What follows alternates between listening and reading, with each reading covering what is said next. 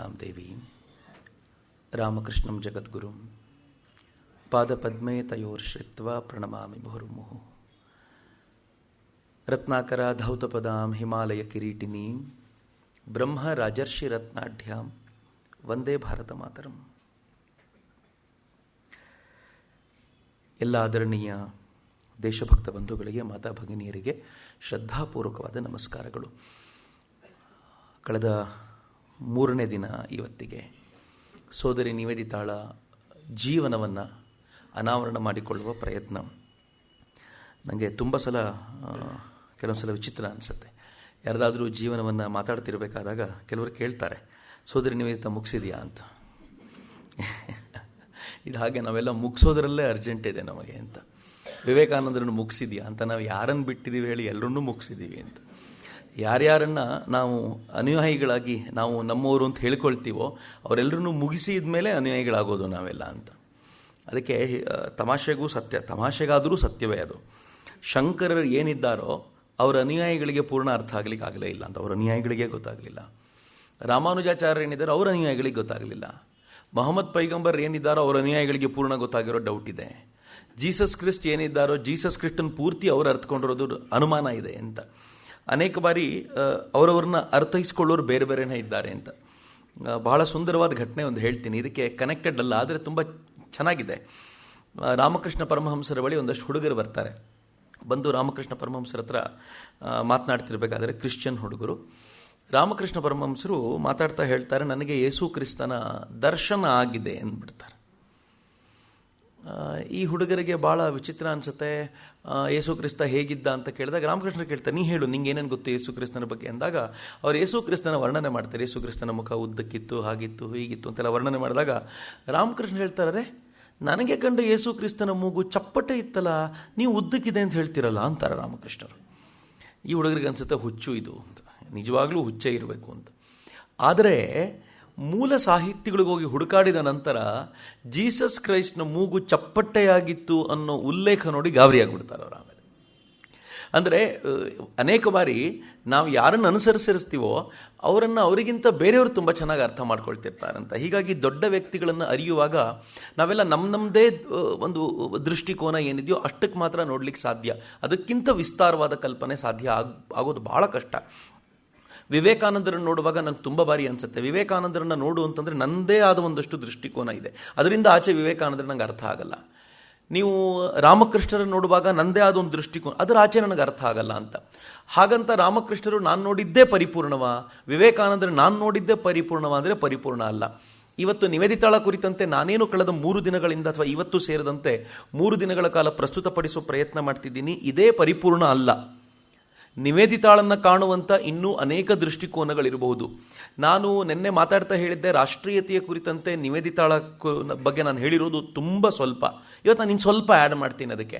ಹಾಗಂತ ಕಂಪ್ಲೀಟ್ ಆಗುತ್ತಾ ಅಂತ ಕೇಳಿದ್ರೆ ನಿಜವಾಗ್ಲೂ ಕಂಪ್ಲೀಟ್ ಆಗಲ್ಲ. ಯಾಕೆ ಅಂತಂದರೆ ನಿವೇದಿತಾ ಮಾಡಿರುವಂಥ ಕೆಲಸಗಳನ್ನು ಆನಂತರದ ದಿನಗಳಲ್ಲಿ ಎಲ್ಲೂ ಉಲ್ಲೇಖವಾಗದಂತೆ ನೋಡಿಕೊಳ್ಳುವ ಪ್ರಯತ್ನವನ್ನು ನಿವೇದಿತಾಳೇ ಮಾಡಿ ಹೋಗಿದ್ಲು. ಇದೆಲ್ಲಿಗೂ ಸುದ್ದಿ ಆಗಬಾರ್ದು ಅಂತ, ಎಲ್ಲೂ ಗೊತ್ತಾಗಬಾರ್ದು ಅಂತ ತಾನು ಈ ಕೆಲಸಗಳನ್ನು ಮಾಡಿದೆ ಅಂತ.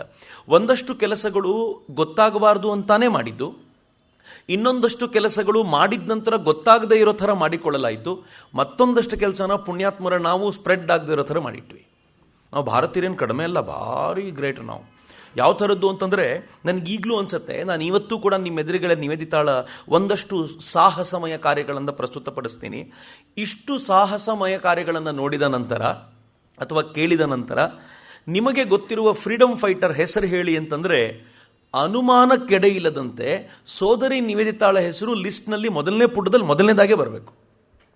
ಆದರೆ ಯಾವ ಇತಿಹಾಸ ಪಠ್ಯ ಪುಸ್ತಕದಲ್ಲೂ ಸ್ವಾತಂತ್ರ್ಯ ಹೋರಾಟಗಾರರ ಹೆಸರಲ್ಲಿ ನಿವೇದಿತಾ ಹೆಸರೇ ಇಲ್ಲ. ನನಗೆ ಯಾಕೆ ಅಂತ ಈಗಲೂ ಅರ್ಥ ಆಗಲ್ಲ ಅಂತ.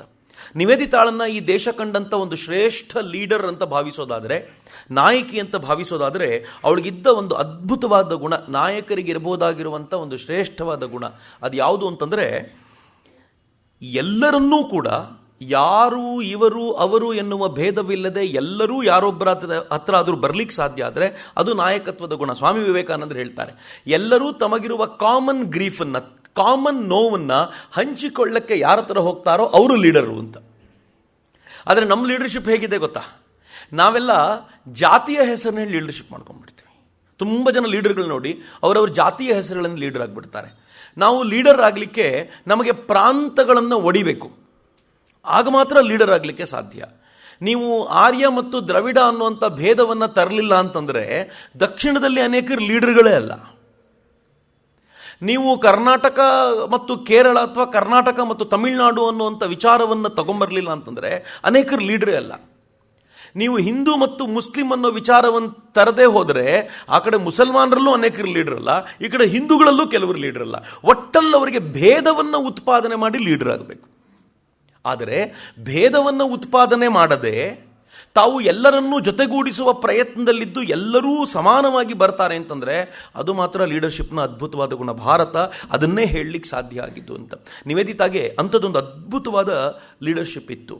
ಆ ಲೀಡರ್ಶಿಪ್ನ ಗುಣ ಹೇಗಿತ್ತು ಅಂತಂದರೆ ಆಕೆ ಸೆಕ್ಯುಲರಿಸಮ್ನ ಮಾತಾಡ್ತಿದ್ಲು. ಸೆಕ್ಯುಲರಿಸಮ್ ಅಂದರೆ ಇವತ್ತು ನಾವು ಹೇಳ್ತಾ ಇರೋ ಸೆಕ್ಯುಲರಿಸಮ್ ಅಲ್ಲ. ಆ ಸೆಕ್ಯುಲರಿಸಮ್ನ ಕಲ್ಪನೆಯೇ ತುಂಬ ವಿಭಿನ್ನವಾಗಿರುವಂಥ ಕಲ್ಪನೆ. ಆಕೆ ಭಾರತಕ್ಕೋಸ್ಕರ ಭಾರತೀಯರಾಗಿರುವಂಥ ಪ್ರತಿಯೊಬ್ಬರಿಗೂ ನಿಮ್ಮ ನಿಮ್ಮ ಚೌಕಟ್ಟುಗಳನ್ನು, ನಿಮ್ಮ ನಿಮ್ಮ ಸರ್ಕಲ್ಗಳನ್ನು ಮೀರಿ ಆಚೆಗೆ ಬನ್ನಿ ಅಂತ ಕೇಳ್ಕೊಳ್ತಿದ್ಲು. ನೀವೊಂದು ಶ್ರೇಷ್ಠ ಭಾರತವನ್ನು ಕಟ್ಟಬೇಕು ಅನ್ನೋದಾದರೆ ನೀವು ನಿಮ್ಮ ಚೌಕಟ್ಟನ್ನು ಮೀರಿ ಆಚೆ ಬಂದು ದೊಡ್ಡ ವಿಚಾರದಡಿಯಲ್ಲಿ ಒಂದಾಗಲಿಲ್ಲ ಅಂದರೆ ಭಾರತವನ್ನು ಕಟ್ಟಲಿಕ್ಕೆ ಸಾಧ್ಯ ಇಲ್ಲ. ಈಗ ಭಾರತಕ್ಕೆ ಬೇಕಾಗಿರೋದು ಏಕತೆಯ ಮಂತ್ರ ಅನ್ನೋದನ್ನು ಅತ್ಯಂತ ಸ್ಪಷ್ಟವಾಗಿ ಹೇಳಿದ್ಲು. ಆದರೆ ದುರ್ದೈವದ ಸಂಗತಿ ಇವತ್ತಿನ ಸೆಕ್ಯುಲರಿಸಮ್ ಹೇಗಿದೆ ಅಂತಂದರೆ, ನೀವು ಮನೆಯವರೇ ಆಗಿಲ್ಲ, ನಿಮ್ಮ ಮನೆಗೆ ನೀವು ಉಪಯೋಗಕ್ಕೆ ಬರಲಿಲ್ಲ, ಜಗತ್ತಿನ ಬಗ್ಗೆ ಮಾತಾಡುವಂಥವ್ರು ಭಾಳ ಜನ ಆಗೋದ್ರು. ಅವರಿಗೆ ತಮ್ಮ ಬಗ್ಗೆಯೇ ಏನೂ ಗೊತ್ತಿಲ್ಲ, ತಮ್ಮ ಮೂಲ, ತಮ್ಮ ಸತ್ವ, ತಮ್ಮ ಆಳ ಯಾವುದರ ಅರಿವಿಲ್ಲ. ಆದರೆ ಜಗತ್ತಿನ ಬಗ್ಗೆ ಎಲ್ಲ ಮಾತನಾಡಲಿಕ್ಕೆ ನಿಂತ್ಕೊಳ್ತಾರಲ್ಲ, ಇಂಥವರು ವಿಶ್ವಧರ್ಮದ ಪ್ರತಿಪಾದಕರು ಖಂಡಿತವಾಗಿಯೂ ಅಲ್ಲ. ಇಂಥವರು ವಿವೇಕಾನಂದರ ವಿಶ್ವಮಾನವತೆಯ ಬಗ್ಗೆ ಮಾತನಾಡೋದಕ್ಕೆ ಅರ್ಹತೆನೇ ಪಡೆದವರಲ್ಲ. ಇದು ತುಂಬ ಗಂಭೀರವಾಗಿ ನಮಗೆಲ್ಲರಿಗೂ ನೆನಪಿನಲ್ಲಿರಬೇಕಾದ ಸಂಗತಿ. ಸ್ವಾಮಿ ವಿವೇಕಾನಂದರು ಚಿಕಾಗೋ ಸರ್ವಧರ್ಮ ಸಮ್ಮೇಳನದ ಮೊದಲನೇ ಭಾಷಣದಲ್ಲೇ ತುಂಬ ಸ್ಪಷ್ಟಪಡಿಸ್ತಾರೆ. ಆ ಸ್ಪಷ್ಟತೆ ಹೇಗಿತ್ತು ಅಂತಂದರೆ, ಹಿಂದೂವಾದವನು ಎಂದಿಗೂ ಸಹಿಷ್ಣುವಲ್ಲ ಅಂತಾರೆ. ಅಸಹಿಷ್ಣುತೆ ಇದೆ ಅಂತ ಸಿಕ್ಕಾಪಟ್ಟೆ ಅವರು ಗಲಾಟೆ ಮಾಡಿದ್ರಲ್ಲ, ಈ ದೇಶದಲ್ಲಿ ಅಸಹಿಷ್ಣುತೆ ಇದೆ ಅಂತ. ವಿವೇಕಾನಂದರು ಅದಕ್ಕೆ ಚಿಕಾಗೋದ ಮೊದಲನೇ ಭಾಷಣದಲ್ಲೇ ಹೇಳಿದರು, ಹಿಂದುವಿಗೆ ಸಹಿಷ್ಣುತೆ ಇಲ್ಲವೇ ಇಲ್ಲ ಅಂತ.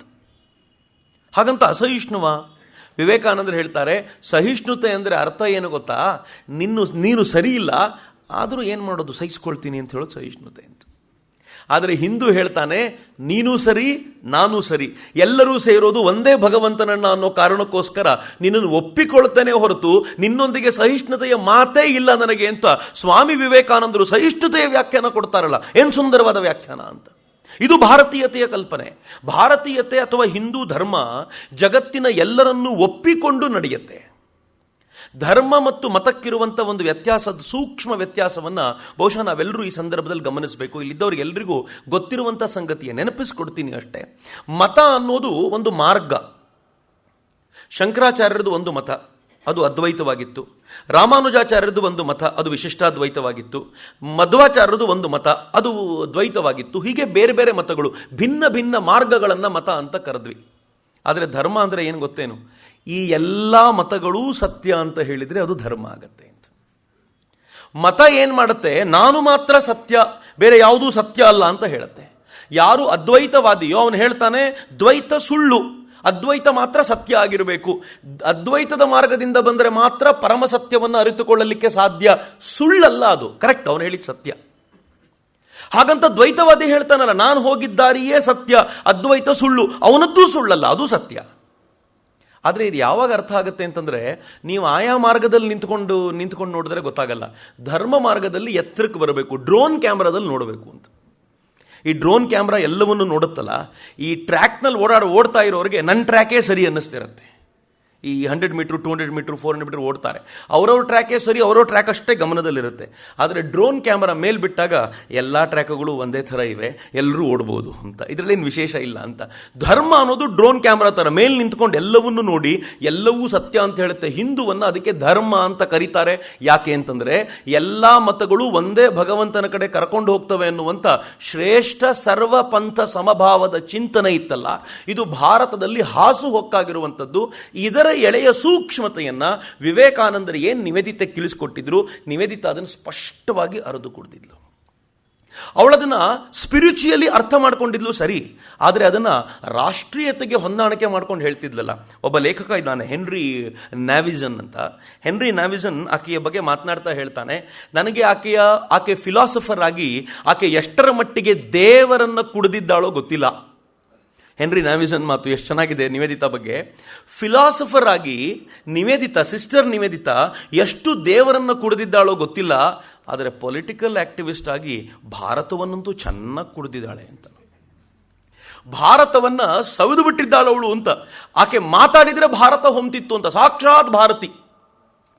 ಎಂಥ ಭಾರತಿ ಅಂತಂದ್ರೆ, ಒಂದು ಹಂತದಲ್ಲಿ ಬಂಗಾಳದಲ್ಲಿ ಭಾರತ ಮಾತೆ ಅಂದ್ರೆ ನಿವೇದಿತಾ ಅಂತ ಭಾವಿಸಿದ ಜನ ಇದ್ರು ಅಂತ. ನಾನು ಅತಿಶಯೋಕ್ತಿ ಮಾಡ್ತಿಲ್ಲ. ನಿವೇದಿತಾ ಬಗ್ಗೆ ಬರೆಯುವಂಥ, ನಿವೇದಿತಾ ಬಗ್ಗೆ ಅಂತ ಹೇಳಿದಂಥ ಅನೇಕರ ಮಾತನ್ನು ಹೇಳ್ತಾರೆ. ಭಾರತ ಮಾತೆ ಹೇಗಿದ್ದಿರ್ಬೋದು ಅಂತಂದರೆ ನಿವೇದಿತಾ ಥರ ಇದ್ದಿರ್ಬೋದು ಅಂತ. ಒಬ್ಬ ಲೇಖಕ ತುಂಬ ಚೆನ್ನಾಗಿ ಬರೀತಾನೆ. ಮೊದಲನೇ ಬಾರಿಗೆ ನಿವೇದಿತಾ ಸ್ವಾಮಿ ವಿವೇಕಾನಂದರನ್ನ ಭೇಟಿಯಾಗಿರುವಂಥ ಘಟನೆ ಹೇಳಿದ್ನಲ್ಲ, 15-16 ಜನರ ನಡುವೆ ಅವಳು ಒಬ್ಬಳಾಗಿ ಬಂದು ಕೂತ್ಕೊಂಡಿದ್ಲಲ್ಲ. ಆಗ ವಿವೇಕಾನಂದರು ಅಚಾನಕ್ಕಾಗಿ ನೋಡಿದ್ರಂತೆ ಮಾರ್ಗರೆಟ್ ನೋಬಲ್ನ. ನೋಡಿದಾಗ ವಿವೇಕಾನಂದರ ಮನಸ್ಸಲ್ಲಿ ಸ್ಫುರಿಸಿದ್ದು ಏನಿರ್ಬೋದು ಅಂತ ಕವಿ ಬರೀತಾನೆ. ಅವನು ಹೇಳ್ತಾನೆ, ವಿವೇಕಾನಂದರು ಅನ್ಕೊಂಡ್ರಂತೆ ಸರಸ್ವತಿ ಏನಾದರೂ ವಿದೇಶಿ ಡ್ರೆಸ್ ಹಾಕೊಂಡು ಬಂದರೆ ಹಿಂಗೆ ಇರ್ತಾಳೇನೋ ಮೋಸ್ಟ್ಲಿ ಅಂತ. ಏನು ಸುಂದರವಾದ ಕಲ್ಪನೆ ಅದು. ಸರಸ್ವತಿಗೆ ವಿದೇಶಿ ಪೋಷಾಕ್ ಹಾಕೊಂಡು ಬಂದರೆ ಅವಳು ಮಾರ್ಗರೆಟ್ ನೋಬೆಲ್ ಥರ ಇದ್ದಿರ್ಬೋದೇನೋ ಅಂತ. ನನಗದನ್ನು ನೋಡಿದಾಗಲೆಲ್ಲ ಮಾರ್ಗರೆಟ್ ನೋಬೆಲ್ ಹಾಕಿದ ವಿದೇಶಿ ಪೋಷಾಕು ಅಂತ ಅನಿಸೋದೇ ಇಲ್ಲ. ಈ ದೇಶದಲ್ಲಿ ಎಷ್ಟರ ಮಟ್ಟಿಗೆ ಸ್ವೀಕಾರ ಮಾಡಿದ್ಲು ಅಂತಂದರೆ, ನಾನು ಮುಂದೆ ಅದನ್ನು ಮಾತಾಡೋನಿದ್ದೀನಿ, ಆದರೆ ಈಗಲೇ ನಿಮಗೆ ಹಂಚ್ಕೊಳ್ತೀನಿ ಭಾರತ ಹೇಗೆ ತಗೊಳ್ತು ಅವಳನ್ನ. ಅಂದರೆ 1905ರಲ್ಲಿ ಬಂಗಾಳದ ವಿಭಜನೆ ಆದಾಗ ಅಕ್ಕ ನಿವೇದಿತಾ ಎಲ್ಲರ ಮನೆಗೂ, ಯಾರ್ಯಾರು ಉದಾಹರಣೆಗೆ ಎಲ್ಲ ಮನೆಯವರು ದೇಶದ ಪರವಾಗಿ ನಿಂತಿದ್ದಾರೆ, ಯಾವುದೋ ಒಂದೆರಡು ಮನೆಗಳು ಸ್ವಲ್ಪ ವಿರೋಧವಾಗಿವೆ ಅಂತ ಯಾರೂ ಅವ್ರ ಮನೆಗೆ ಹೋಗ್ಲಿಕ್ಕೆ ಮನಸ್ಸು ಮಾಡದೆ ಹೋದಾಗ ಅಕ್ಕ ನುಗ್ಬಿಡ್ತಿದ್ಲಂತೆ ಆ ಮನೆಗೆ. ಐರಿಷ್ ಲೇಡಿ ಈ ದೇಶದ ಯಾವುದೋ ಮನೆಗೆ ನುಗ್ಗೋದು, ಯಾವುದೋ ಮನೆ ಅಥವಾ ಭಾರತೀಯ ಅಥವಾ ಹಿಂದೂ ಮನೆ ಇಂಥ ಹೆಣ್ಮಕ್ಳನ್ನ ಒಳಗೆ ಬಿಟ್ಕೊಳ್ಳದೆ ಇರುವಷ್ಟು ಮಡಿ ಇರಬೇಕಾದಾಗ ಅಕ್ಕನ ವ್ಯಾಪ್ತಿ ಹೇಗಿತ್ತು ಅಂತಂದ್ರೆ, ಯಾರದೋ ಮನೆಗೆ ಅಕ್ಕ ಹೋಗ್ಬಿಡ್ತಿದ್ಲು. ಹೋಗಿ ಅವ್ರ ಮನೆಗೆ, ನಾನು ಐರ್ಲೆಂಡಿಂದ ಬಂದಿರುವಂಥ ಹುಡುಗಿ, ಈ ಭಾರತವನ್ನ ನನ್ನದು ಅಂತ ತಿಳ್ಕೊಂಡು ನಾನು ಭಾರತಕ್ಕೋಸ್ಕರ ಸಮರ್ಪಣೆಯಾಗ್ಲಿಕ್ಕೆ ಸಿದ್ಧಳಾಗಿದ್ದೀನಿ, ನೀವೇನು ಮಾಡ್ತೀರಾ ಈ ದೇಶಕ್ಕೆ, ನೀವೇನು ಮಾಡೋದೇ ಇಲ್ವಾ ಅಂತ ಕೇಳ್ತಿದ್ಲು ಅಕ್ಕ. ಒಂದು ಮನೆಗೆ ಅಕ್ಕ ಹೋಗ್ತಾಳೆ, ಬಹಳ ಸುಂದರವಾದ ಘಟನೆ, ಅಕ್ಕನ ಹೇಳ್ಕೊಂಡೋದದು. ಆ ಮನೆಯಲ್ಲಿ ಅಕ್ಕ ಹೋದಾಗ ಆ ಮನೆಯ ಒಡೆಯ ಬಂದಂತೆ ಅಕ್ಕನ ನೋಡಿದ ತಕ್ಷಣ ಸಾಷ್ಟಾಂಗ ನಮಸ್ಕಾರ ಮಾಡಿಬಿಟ್ಟಂತೆ. ಅಷ್ಟಕ್ಕೆ ಸುಮ್ಮನಾಗಲಿಲ್ಲ. ಅವ್ರ ಮನೆಯಲ್ಲಿ ಹಿರಿಯರು ಯಾರಿದ್ರೋ ಕೈ ಹಿಡ್ಕೊಂಡು ಅಕ್ಕನ್ನ ಹಿರಿಯರ ಬಳಿ ಕರ್ಕೊಂಡೋಗಿ ಆ ಹಿರಿಯರಿಂದ ಅಕ್ಕನಿಗೆ ಆಶೀರ್ವಾದ ಮಾಡಿಸಿದ. ಅಕ್ಕ ಹಿರಿಯರ ಕಾಲಿಗೆ ಬಿದ್ಲು. ಇಷ್ಟಕ್ಕೆ ಸುಮ್ಮನಾಗಲಿಲ್ಲ ಅವನು. ಅವನೇನು ಮಾಡಿದ್ನಂತೆ ಗೊತ್ತಾ, ತನ್ನ ಅಣ್ಣ ತಮ್ಮಂದರನ್ನ ಕರೆದ, ಅವ್ರ ಹೆಂಡತಿಯರನ್ನ ಕರೆದ, ಮಕ್ಕಳನ್ನ ಕರೆದ, ಎಲ್ಲರೂ ನಿಲ್ಲಿಸಿ ಎಲ್ರಿಗೂ ನಮಸ್ಕಾರ ಮಾಡಿಸಿದ ಅಕ್ಕನಿಗೆ.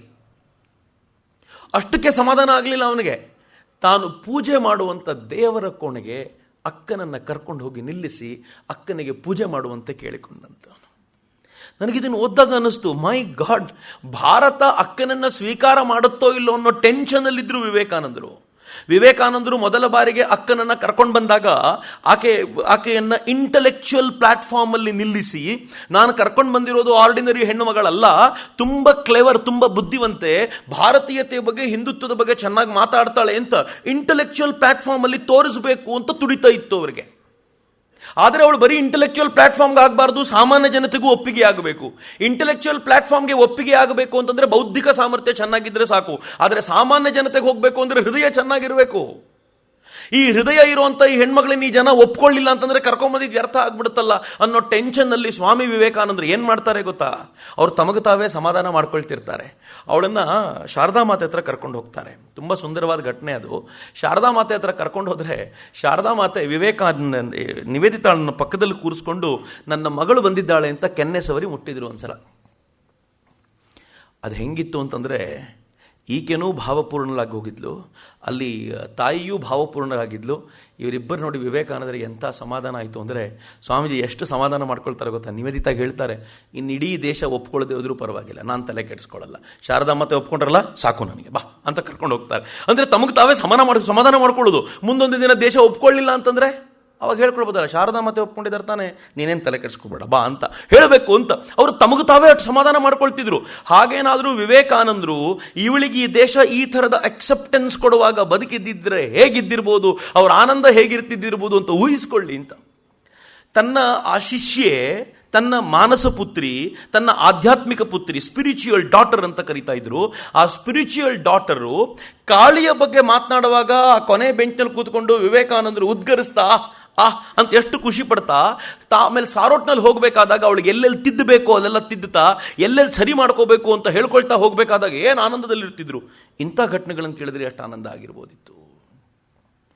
ನಿವೇದಿತಾ ಸ್ವಾಮಿ ವಿವೇಕಾನಂದರ ದೇಹತ್ಯಾಗವಾದ 3 ವರ್ಷದೊಳಗೆ ಆಲ್ಮೋಸ್ಟ್ 1000 ಡೇಸ್, ಒಂದೇ 1000 ದಿನದೊಳಗೆ ತನ್ನ ಕೆಲಸದ ವ್ಯಾಪ್ತಿಯನ್ನು ಎಷ್ಟು ವಿಸ್ತಾರ ಮಾಡಿಕೊಂಡ್ಲು ಅಂತಂದರೆ, ಅಕ್ಕ ಇಲ್ಲದೆ ಹೋದರೆ ಭಾರತ ಇಲ್ಲ ಎನ್ನುವಷ್ಟರ ಮಟ್ಟಿಗೆ ಅನೇಕರು ಭಾವಿಸ್ಲಿಕ್ಕೆ ಶುರು ಮಾಡಿದ್ರು ಅಂತ. ಅಷ್ಟು ಅನಿವಾರ್ಯ ಆಗ್ಬಿಟ್ಲು ಈ ದೇಶಕ್ಕೆ. ಅವಳದಲ್ಲಿ ಯಾವುದೂ ಕೊರತೆ ಇರಲ್ಲ. ಅಕ್ಕನ್ನ ನೀವು ಪರಿಚಯ ಮಾಡಿಕೊಡಿ ಅಂತಂದ್ರೆ ಏನಂತ ಪರಿಚಯ ಮಾಡಿಕೊಡ್ಲಿ? ಅಕ್ಕ ಒಳ್ಳೆ ಬರಹಗಾರ್ತಿಯಾಗಿದ್ಲು. ಅಕ್ಕ ಮಾತಾಡ್ಲಿಕ್ಕೆ ನಿಂತರೆ ಎಂಥವರನ್ನು ಕೂಡ ತನ್ನ ವಿಚಾರಧಾರೆಯೊಂದಿಗೆ ಕನ್ವಿನ್ಸ್ ಮಾಡುವಂತ ಪ್ರೊಟೆಸ್ಟೆಂಟ್ ಐಡಿಯಾಲಜಿ ಬೇರೆ ಇತ್ತು ಅವಳಗಲ್ಲ. ಆ ಥಾಟಿನ ಮೂಲಕ ಎಂಥವರನ್ನೂ ಕನ್ವಿನ್ಸ್ ಮಾಡಬಲ್ಲವಳಾಗಿದ್ಲು. ಅಕ್ಕನ ಸಾಮರ್ಥ್ಯ ಅದು. ಅಕ್ಕ ಕೆಲಸ ಮಾಡಲಿಕ್ಕೆ ನಿಂತರೆ ಅವಳು ಹಿಂದೆ ಮುಂದೆ ಓಡಾಡ್ಕೊಂಡೇ ಸುಸ್ತಾಗಬೇಕಾಗಿತ್ತು. ಅಕ್ಕ ಕೆಲಸ ಮಾಡೋದ್ರಲ್ಲಿ ಅಷ್ಟು ಸಮರ್ಥಳು. ಅಕ್ಕ ಸಂಘಟನೆ ವಿಚಾರಕ್ಕೆ ಬಂದರೆ ಎಷ್ಟು ಸಂಘಟನೆಯಲ್ಲಿ ಪ್ರಬಲಳು ಅಂತಂದ್ರೆ, ಒಬ್ಬ ವ್ಯಕ್ತಿ ತನಗೈಕೆ ಸಿಕ್ಕಿದ ಅಂತಂದ್ರೆ ಅವನನ್ನು ಬಿಡುವಂಥ ಮಾತೇ ಇಲ್ಲ. ಅಕ್ಕ ಅಂತ ಪ್ರಬಲ ಸಂಘಟಗಳು. ಅಕ್ಕ ಓಡಾಡ್ಲಿಕ್ಕೆ ನಿಂತರೆ ವಾರಗಟ್ಲೆ ಓಡಾಡ್ತಾಳೆ. ಅಕ್ಕ ಧ್ಯಾನಕ್ಕೆ ಕೂತ್ರೆ ಅಲಗಾಡಿಸಿದ್ರೆ ಹೇಳಲಿಕ್ಕಾಗಲ್ಲ, ಅಂತ ಧ್ಯಾನದಲ್ಲಿ ಮುಳುಗ್ತಾಳೆ. ಏನು ಅಂತ ಪರಿಚಯ ಮಾಡಿಕೊಡೋದು? ನಾನು ಎಷ್ಟೇ ಪರಿಚಯ ಮಾಡಿಕೊಟ್ರು ಇನ್ನೊಂದು ಆಂಗಲ್ ಬಾಕಿ ಉಳಿಯುತ್ತೆ ಅನ್ನೋದೇ ಟೆನ್ಷನ್ ನನಗೆ. ಅಷ್ಟು ಹಾಸುಹೊಕ್ಕಾಗಿ ಜನರ ನಡುವೆ ಒಂದಾಗಿದ್ದರಿಂದ ಅಕ್ಕ ಈ ದೇಶದಲ್ಲಿ ಅನಿವಾರ್ಯ ಆಗ್ಬಿಟ್ಲು. ಎಷ್ಟು ಅನಿವಾರ್ಯತೆ ಅಂದರೆ ಮಿತ್ರರೇ, ಅವತ್ತಿನ ಈ ದೇಶದ ಶ್ರೇಷ್ಠ ಬರಹಗಾರನೆಲ್ಲ ತೆಗೆದು ನೋಡಿದ್ರು ನನಗನ್ಸುತ್ತೆ ಅಕ್ಕನಷ್ಟು ಪತ್ರಿಕೆಗಳಿಗೆ ಬರೆದವರು ಮತ್ತೊಬ್ಬ ಭಾರತೀಯ ಹೋರಾಟಗಾರ ಸಿಗಲಿಕ್ಕಿಲ್ಲ ಅಂತ. ಅಕ್ಕ ಬಾರೀಂದ್ರ ಘೋಷನ ಯುಗಾಂತರ ಅನ್ನೋ ಕ್ರಾಂತಿಕಾರಿ ಪತ್ರಿಕೆಗೆ ಬರಿತಾ ಇದ್ಲು. ಅಕ್ಕ ಬಾರೀಂದ್ರ ಘೋಷ ಅಂದರೆ ಅರವಿಂದ್ ಘೋಷರ ತಮ್ಮ. ಅರವಿಂದ ಘೋಷರ ತಮ್ಮ ಆತ ಶುರು ಮಾಡಿದ ಕ್ರಾಂತಿಕಾರಿ ಪತ್ರಿಕೆ ಅಕ್ಕ ಬರೀಲಿಕ್ಕೆ ಶುರು ಮಾಡಿದ ಮೇಲೆ ಎಷ್ಟು ಪಾಪ್ಯುಲರ್ ಆಗ್ಬಿಡ್ತು ಅಂತಂದ್ರೆ, ₹1 ಒಂದು ಪತ್ರಿಕೆ ಮಾರಾಟ ಆಗ್ತಿತ್ತದು. 1900 ಆ ಟೈಮ್ನಲ್ಲಿ ₹1 ಒಂದು ಪತ್ರಿಕೆ ಮಾರಾಟ ಆಗ್ತಾ ಇತ್ತು. ಅದರ circulation was an around 50,000 copies sale ಆಗ್ತಿತ್ತು. ಅಕ್ಕ 50,000 ಪ್ರತಿಗಳು ಸೇಲ್ ಆಗ್ತಿದ್ದ ಆ ಪತ್ರಿಕೆಗೆ ತನ್ನ ಹೆಸರಲ್ಲೂ ಬರೀತಿದ್ಲು, ಸುಳ್ಳು ನೇಮ್ಸಲ್ಲೂ ಬರೀತಿದ್ಲು. ಅಕ್ಕ ವಂದೇ ಮಾತರಂ ಅನ್ನುವಂಥ ಅರವಿಂದ ಘೋಷರ ಪತ್ರಿಕೆಗೆ ಬರೀತಿದ್ಲು. ಅರವಿಂದ ಘೋಷರು ವಾಪಸ್ ಬಂದ ನಂತರ, ಅವರು ಬರೋಡಾದಿಂದ ವಾಪಸ್ ಬಂದ ನಂತರ ಕರ್ಮಯೋಗಿ ನನ್ನ ಪತ್ರಿಕೆ ಶುರು ಮಾಡಿದ್ರು, ಅಕ್ಕ ಅದಕ್ಕೆ ಬರೀತಿದ್ಲು. ತಿರುಮಲಾಚಾರ್ಯ ಅಂತ ತಮಿಳುನಾಡಿನ ಒಬ್ರು ಅಕ್ಕನಿಗೆ ಬಂದು ಕೇಳ್ಕೊಂಡ್ರು, ಬಾಲಭಾರತ ಅಂತ ಒಂದು ಪತ್ರಿಕೆ ಶುರು ಮಾಡ್ತೀನಿ, ಅಕ್ಕ ನೀನೇ ಪೂರ್ತಿ ವಹಿಸ್ಕೊಂಡ್ಬಿಡು, ನೀನು ಆ ಪತ್ರಿಕೆಯನ್ನು ರೀಚ್ ಮಾಡಿಸ್ಲಿಕ್ಕೆ, ನಿನ್ನ ವಿಚಾರಧಾರೆಗಳನ್ನು ತಿಳಿಸ್ಕೊಡ್ಲಿಕ್ಕೆ ಇಡೀ ಪತ್ರಿಕೆ ಬಳಸ್ಕೋಕ ಅಂತ ಕೇಳಿದ್ರೆ ಅಕ್ಕನಿಗೆ ಬಹಳ ಸುಲಭ ಇತ್ತದು. ಒಂದು ಪತ್ರಿಕೆ ನಡೆಸ್ಕೊಂಡಿದ್ರೆ ಸಂಬಳನೂ ಸಿಗುತ್ತೆ, ಆರಾಮಾಗಿ ಬದುಕಬಹುದಿತ್ತು. ಆದರೆ ಅಕ್ಕ ಬದುಕಿದ್ದು ಅದಕ್ಕೋಸ್ಕರ ಅಲ್ಲ. ಅಕ್ಕ ನನ್ನ ಹತ್ರ ಅದು ಆಗಲ್ಲ ಅಂತ ಹೇಳಿದ್ದು, ಹಾಗಂತ ಪತ್ರಿಕೆಗೆ ಬರೆಯೋದು ನಿಲ್ಲಿಸ್ತಿಲ್ಲ. ತಮಿಳುನಾಡಿಗೂ ಕೂಡ ಅಕ್ಕನ ವಿಚಾರಧಾರೆ ಹೋಗ್ತಿತ್ತು ಅದೇ ಪತ್ರಿಕೆಗಳಲ್ಲಿ. ಮುಂದೆ ಮಹಾನ್ ಕ್ರಾಂತಿಕಾರಿ ಸುಬ್ರಹ್ಮಣ್ಯ ಭಾರತಿ ಕೂಡ ಅಕ್ಕನ ಕುರಿತಂತ ಅನೇಕ ಕವನಗಳನ್ನು ಬರೀಲಿಕ್ಕೆ ಸಾಧ್ಯ ಆಗಿದ್ದು ಅದೇ ಪತ್ರಿಕೆಯಲ್ಲಿ. ಅಂದ್ರೆ ದಕ್ಷಿಣದಲ್ಲೂ ತನ್ನ ಪ್ರಭಾವವನ್ನು ಈ ಮೂಲಕ ಬೆಳೆಸಿದ್ಲು ಅಕ್ಕ ಪತ್ರಿಕೆಯ ಮೂಲಕ. ಮಾಡರ್ನ್ ರಿವ್ಯೂ ಅಂತ ಒಂದು ಪತ್ರಿಕೆ ಶುರು ಮಾಡಿದ್ದು ಚಟರ್ಜಿ ಅಂತ ಜಗದೀಶ್ ಚಂದ್ರ ಬೋಸರ ಮಿತ್ರ. ಅವರು ಪ್ರೊಫೆಸರ್ ಆಗಿದ್ದವರು. ಅವರು ಮಾತಾಡ್ತಾ ಜಗದೀಶ್ ಚಂದ್ರ ಬೋಸರಿಗೆ ಹೇಳಿದ್ರು, ನಿಮ್ಗೆ ಅಕ್ಕ ತುಂಬಾ ಪರಿಚಯ, ನಿಮಗೆ ನೀವು ಸೈಂಟಿಫಿಕ್ ಆಸ್ಪೆಕ್ಟ್ ಇಂದ ಒಂದಷ್ಟು ಲೇಖನಗಳನ್ನು ಬರೀಬಹುದು ಅಂದ್ರೆ ಜಗದೀಶ್ ಚಂದ್ರ ಬೋಸರು ಹೇಳಿದ್ರು, ಬರೆಯೋದೇ ಇಲ್ಲ, ನಂದೇನಾದ್ರೂ ಬರೆಯೋದಿದ್ರೆ ಅಕ್ಕನೇ ಬರೆಯೋದು. ನಾನು ಏನು ಅಂತ ಅಕ್ಕನಿಗೆ ಹೇಳ್ತೀನಿ, ಅಕ್ಕ ಬರ್ಕೊಟ್ರೆ ಉಂಟು, ಅಕ್ಕನ ಜೊತೆ ಮಾತಾಡಿ ಅಂತ. ತುಂಬ ದಿನ ಪ್ರಯತ್ನ ಪಟ್ಟು ಅಕ್ಕ ಸಿಕ್ಕಾಗ ಅಕ್ಕ ಹೇಳಿದ್ಲು, ನಾನು ಬರ್ಕೊಡಬಲ್ಲೆ, ಖಂಡಿತವಾಗಿ ಬರ್ಕೊಡ್ತೀನಿ, ಒಂದು ಪ್ರಾಮಿಸ್ ಮಾಡ್ತೀನಿ, ಎಲ್ಲಿವರೆಗೂ ನಿಮ್ಮ ಪತ್ರಿಕೆ ನಡೆಯುತ್ತೋ ಅಲ್ಲಿವರೆಗೂ ನಿಮ್ಮ ಪತ್ರಿಕೆಗೆ ರಾಷ್ಟ್ರೀಯ ವಿಚಾರಗಳ ಲೇಖನಗಳ ಕೊರತೆ ಇಲ್ಲದಂತೆ ನಾನು ನೋಡ್ಕೊಳ್ತೀನಿ ಅಂತ ಅಕ್ಕ ಮಾಡರ್ನ್ ರಿವ್ಯೂಗೆ ಪ್ರಾಮಿಸ್ ಮಾಡಿ ಎಷ್ಟು ಲೇಖನಗಳನ್ನು ಬರೆದ್ಲು ಗೊತ್ತಾ. ಇವತ್ತು ನಾನು ಅಕ್ಕನ ಲೇಖನಗಳ ಅನೇಕ ಸಂಗತಿಗಳನ್ನು ಉಲ್ಲೇಖ ಮಾಡಬೇಕು ಅಂತ ಮನಸ್ಸಿನಲ್ಲಿ ಅನ್ಕೊಂಡಿದ್ದೀನಿ. ನಾನು ಯಾವ್ಯಾವ ಲೇಖನಗಳ ಸಂಗತಿಯನ್ನು ಉಲ್ಲೇಖ ಮಾಡ್ತೀನೋ ಅದರಲ್ಲಿ ಬಹುತೇಕ ಮಾಡರ್ನ್ ರಿವ್ಯೂ ಇಂದ ತಗೊಂಡಿರೋದು. ಅಷ್ಟು ಲೇಖನಗಳನ್ನು ಬರೆದ್ಲು ಅಕ್ಕ. ಅಕ್ಕ ಸ್ಟೇಟ್ಮನ್ ಅನ್ನುವಂಥ ಒಂದು ಇಡೀ ರಾಜ್ಯಕ್ಕೆ ಸಂಬಂಧಪಟ್ಟಂತ ಪತ್ರಿಕೆಗೆ ಅಕ್ಕ ರಿಪೋರ್ಟಿಂಗ್ ಆಗಿ ಕೆಲಸ ಮಾಡ್ತಿದ್ಲು. ಇಷ್ಟೇ ಅಲ್ಲದೆ ಅಕ್ಕ ಎಕ್ಸೈಲ್ ಅಲ್ಲಿದ್ದಾಗ, ಭಾರತ ಬಿಟ್ಟು ವಿದೇಶಕ್ಕೆ ಹೋಗಿದ್ದಾಗ, ತನ್ನ ದೇಶಕ್ಕೆ ಮಧ್ಯದಲ್ಲಿ 2 ವರ್ಷಗಳ ಕಾಲ ವಾಪಸ್ ಹೋಗಿದ್ದಾಗ ಅಕ್ಕ ಅಲ್ಲಿ ತಲವಾರ್ ಅನ್ನೋ ಪತ್ರಿಕೆಗೆ ಬರಿತಾ ಇದ್ಲು. ಅಲ್ಲಿ ಕೂತ್ಕೊಂಡು ದ ನ್ಯಾಷನಲಿಸ್ಟ್ ಅನ್ನೋ ಪತ್ರಿಕೆಗೆ ಬರೀತಿದ್ಲು. ಅಲ್ಲಿಂದ ಪ್ರಕಟವಾಗ್ತಿದ್ದ ವಂದೇ ಮಾತರಂ ಅನ್ನೋ ಮತ್ತೊಂದು ಪತ್ರಿಕೆಗೆ ಬರೀತಿದ್ಲು. ಭಾರತದ ಬಗ್ಗೆ ಬರೆಯುವಂತ ಯಾವ ಅವಕಾಶವನ್ನು ಅಕ್ಕ ಕಳ್ಕೊಂಡಿದ್ದಿಲ್ಲ. ಬರಹಗಳಲ್ಲಿ ದಮ್ಮಾದ್ರೂ ಹೆಂಗಿರ್ತಿತ್ತು ಗೊತ್ತೇನೋ. ಅಕ್ಕ ಒಂದು ಒಂದು ಲೇಖನ ಬರೀತಾಳೆ, has British rule benefited India ಅಂತ ಟೈಟ್ಲ್ ಅದರದ್ದು. ಬಹುಶಃ ಮಾಡರ್ನ್ ರಿವ್ಯೂಗೆ ಬರೆದಿರೋ ಲೇಖನ ಅದು. ಬ್ರಿಟಿಷ್ ರೂಲು ಉಪಯೋಗ ಆಗಿದೆಯೋ ಇಲ್ವೋ ಅನ್ನೋ ಪ್ರಶ್ನೆ. ಒಬ್ಬ ಬ್ರಿಟಿಷ್ ಲೇಡಿ ಬ್ರಿಟಿಷ್ ರೂಲ್ ಭಾರತಕ್ಕೆ ಉಪಯೋಗ ಆಗಿದೆಯೋ ಇಲ್ವೋ ಅಂತ ಬರೀತಾಳೆ ಅಂತಂದ್ರೆ ಜನ ಎಷ್ಟು ಕ್ಯೂರಿಯಾಸಿಟಿಯಿಂದ ಓದಿರ್ಬೋದು. ಅವಳು ಹೇಳ್ತಾಳೆ, ಎಲ್ಲ ಬ್ರಿಟಿಷರು ಭಾರತಕ್ಕೆ ಏನು ಉಪಯೋಗ ಮಾಡಿದ್ದೀನಿ ಅಂತ ಕೇಳಿದ್ರೆ ಒಂದೇ ಹೇಳೋದು, ವಿ ಹ್ಯಾವ್ ಯೂನಿಫೈಡ್ ಇಂಡಿಯಾ ಅಂತ. ಭಾರತದ ಕುರಿತಂತೆ ಎಲ್ಲರಿಗೂ ಇರುವ ಏಕಮಾತ್ರ ಪ್ರಶ್ನೆ ಅಥವಾ ದೊಡ್ಡ ಪ್ರಶ್ನೆ ಅದು ಯಾವುದು ಅಂತಂದ್ರೆ, ಭಾರತ ಏಕರಸವಾಗಿಲ್ಲ ಅಂತ. ಭಾರತದಲ್ಲಿ ಭಾಷೆಗಳು ಭಿನ್ನ. ನೀವು 100 ಕಿಲೋಮೀಟರ್ ಎಲ್ಲಾದರೂ ಟ್ರಾವೆಲ್ ಮಾಡ್ತೀರಾ ಅಂತಂದ್ರೆ ಭಾಷೆ 100% ಚೇಂಜ್ ಆಗುತ್ತೆ. ನಾನು ಕರಾವಳಿ ಬೆಲ್ಟ್ ಎಂದೇ ಉದಾಹರಣೆ ಕೊಡ್ತೀನಿ ಯಾವಾಗಲೂ. ಕರಾವಳಿ ಬೆಲ್ಟ್ ಹೇಗಿದೆ ಅಂತಂದ್ರೆ, ನಾನು ಬರೋದು ಹೊನ್ನಾವರದಿಂದ.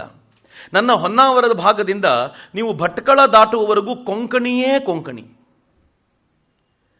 ಕುಂದಾಪುರ ದಾಟಿ ಉಡುಪಿಯಿಂದ ಆಚೆಗೆ ಹೋದರೆ ತುಳುವೇ ತುಳು. ಹೊನ್ನಾವರ ಮತ್ತು ಕುಂದಾಪುರ ಸೇರುವಂಥ ಮಧ್ಯಭಾಗ ಇದೆಯಲ್ಲ, ಕುಂದಾಪುರ, ಹೊನ್ನಾವರ ಮತ್ತು ಉಡುಪಿ ಸೇರುವಂಥ ಮಧ್ಯಭಾಗ, ಕುಂದಾಪುರದಲ್ಲಿ ಕೊಂಕಣಿಯೂ ಇಲ್ಲ, ತುಳುವೂ ಇಲ್ಲ. ವಿಚಿತ್ರ ಮಾತ್ರ. ನನಗೆ ಈ ಕಲ್ಚರ್ ಏನು ಅದ್ಭುತ ಅಂತ ಅನಿಸುತ್ತೆ ಅಂತಂದ್ರೆ, ಮತ್ತು ಆ ಕನ್ನಡವೂ ಎಂಥದ್ದು ಅಂತಂದ್ರೆ, ಮಿತ್ರರೇ, ಕನ್ನಡ ನಿಮ್ಗೆ ಎಷ್ಟೇ ಚೆನ್ನಾಗಿ ಬರಲಿ, ಕುಂದಾಪುರದವರ ಕನ್ನಡ ಮೊದಲನೇ ಬಾರಿ ಕೇಳಿದ್ರೆ ಗಾಬರಿ ಆಗ್ತೀರಾ, ಕನ್ನಡವಾ ಇದು ಅಂತ. ಅಷ್ಟರ ಮಟ್ಟಿಗೆ ವಿಭಿನ್ನವಾಗಿರುವಂಥದ್ದು ಅಂತ. ಒಂದು ಭಾಷೆ ಎಷ್ಟು ಬದಲಾಗತ್ತೆ. ಸಾಂಸ್ಕೃತಿಕ ಲೋಕದಲ್ಲಿ ಎಷ್ಟು ಭಿನ್ನ ಇದ್ದೀವಿ ನಾವು ಅಂತಂದ್ರೆ, ಅಲ್ಲಿನ ಕರಾವಳಿಯ ಕಲ್ಚರ್ ಬೇರೆ, ಘಟ್ಟದ ಮೇಲಿನ ಕಲ್ಚರ್ ಬೇರೆ, ಮಲೆನಾಡಿನ ಕಲ್ಚರ್ ಬೇರೆ. ಮಲೆನಾಡಿಂದು ಬೇರೆ, ಬೆಂಗಳೂರಿಂದು ಬೇರೆ, ಬೆಂಗಳೂರಿಂದು ಬೇರೆ, ಮೈಸೂರಿಂದು ಬೇರೆ, ಉತ್ತರ ಕರ್ನಾಟಕ ಅಂತೂ ಕಂಪ್ಲೀಟ್ ಭಿನ್ನವೇ. ಅಂದ್ರೆ ನಾನು ಹೇಳ್ತಿರೋದು ಪ್ರತಿಯೊಂದು, ನೀವು ಪ್ರತಿ ವಿಚಾರದಲ್ಲೂ ಹಾಕುವ ಬಟ್ಟೆ, ನೀವು ಮಾಡಿಕೊಳ್ಳುವ ವೇಷಭೂಷಣ, ಕಟ್ಟುವ ಪೇಟದ ಭಿನ್ನತೆ ನೋಡಬೇಕು ನೀವು. ಬೀದರ್ನವ್ರು ಪೇಟ ಕಟ್ಟಿದ್ರೆ ಭಿನ್ನ, ಬಿಜಾಪುರದವರು ಪೇಟ ಕಟ್ಟಿದ್ರೆ ಭಿನ್ನ. ಏನು ಭಿನ್ನತೆ, ಎಷ್ಟೊಂದು ಸಾಂಸ್ಕೃತಿಕ ವೈಭವ ಇದೆ. ಇದನ್ನೆಲ್ಲ ನೋಡಿಕೊಂಡು ಒಂದು ಕರ್ನಾಟಕದ ಉದಾಹರಣೆಯೇ ಹೀಗಾದರೆ, ನಾನು ಇಡೀ ದೇಶವನ್ನೇನಾದರೂ ತೆರೆದಿಡ್ಲಿಕ್ಕೆ ಪ್ರಯತ್ನ ಪಟ್ಟರೆ ಭಾರತವನ್ನು ಬಂಧಿಸುವ ಏಕಸೂತ್ರವೇ ಇಲ್ಲ. ಹೀಗಾಗಿ ಭಾರತ ಒಂದು ರಾಷ್ಟ್ರವೇ ಅಲ್ಲ, ಇದು ಉಪಖಂಡ ಅಂತಂದ್ರು ನಮಗೆ. ನಾವು ಸಬ್ ಕಾಂಟಿನೆಂಟ್ ಅಂತ ಪಾಠ ಓದಿದ್ದೀನಿ. ಸ್ವಾತಂತ್ರ್ಯ ಬಂದು ಬಹುಶಃ ನಾನು ಹೈಸ್ಕೂಲಿಗೆ ಬರುವಾಗ ಸ್ವಾತಂತ್ರ್ಯ ಬಂದು 55-60 ವರ್ಷ ಆಗೋಗಿದೆಯಲ್ಲ, ಆ ಹೊತ್ತಲ್ಲೂ ಕೂಡ ನಮ್ಮ ಪಠ್ಯಪುಸ್ತಕದಲ್ಲಿ ಬರೆದಿತ್ತು ಭಾರತ ಒಂದು ಉಪಖಂಡ. ನಂಗೆ ಬಹಳ ಹೆಮ್ಮೆ ಅದು ಅವಾಗ. ಆದರೆ ಈಗ ಅರ್ಥ ಆಗೋದು ಉಪಖಂಡ ಅಂತ ಯಾಕೆ ಹೇಳಿದ್ರು ಅಂದರೆ, ರಾಷ್ಟ್ರವಾಗುವ ಯೋಗ್ಯತೆ ಇಲ್ಲ ನಿಮಗೆ, ಏಕಸೂತ್ರದಲ್ಲಿ ಬಂಧಿಸಿಕೊಳ್ಳಲಿಕ್ಕೆ ಸಾಧ್ಯವಿಲ್ಲ. ಬ್ರಿಟಿಷರು ಬರದೇ ಹೋಗಿದ್ರೆ ಏಕಸೂತ್ರವೇ ಇರಲಿಲ್ಲ. ಇಂಗ್ಲಿಷ್ ಲ್ಯಾಂಗ್ವೇಜ್ ಗೊತ್ತಿರಲಿಲ್ಲ ಅಂದಿದ್ರೆ ನಿಮ್ಗೆ ಆ ಏಕಸೂತ್ರತೆ ಗೊತ್ತಿರಲಿಲ್ಲ. ಹೀಗಾಗಿ ನಾವು ಬಂದಿದ್ರಿಂದ ಯೂನಿಫೈಡ್ ಆದ್ರಿ ಅಂತ ಹೆಮ್ಮೆಯಿಂದ ಹೇಳ್ಕೊಳ್ತಾರೆ.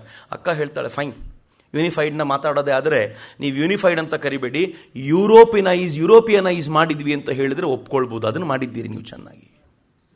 ಈ ದೇಶ ಜನಕ್ಕೆ ನಿಮ್ಮ ಭಾಷೆನ ಕಲಿಸಿದ್ದೀರಿ. ಹೆಚ್ಚಂದ್ರೆ ನಿಮ್ಮ ಬಟ್ಟೆ ಹಾಕೊಳ್ಳೋದನ್ನು ಅಭ್ಯಾಸ ಮಾಡಿಸಿರುವುದು ಬಿಟ್ಟರೆ ಮತ್ತೇನು ಮಾಡ್ಲಿಕ್ಕಾಗಲ್ಲ. ಇಷ್ಟಕ್ಕೂ ಯೂನಿಫೈಡ್ ಮಾಡಲಿಕ್ಕೆ ನೀವೇನು ಭಾರತಕ್ಕೆ ಬರಬೇಕಾದ ಅಗತ್ಯ ಇಲ್ಲ.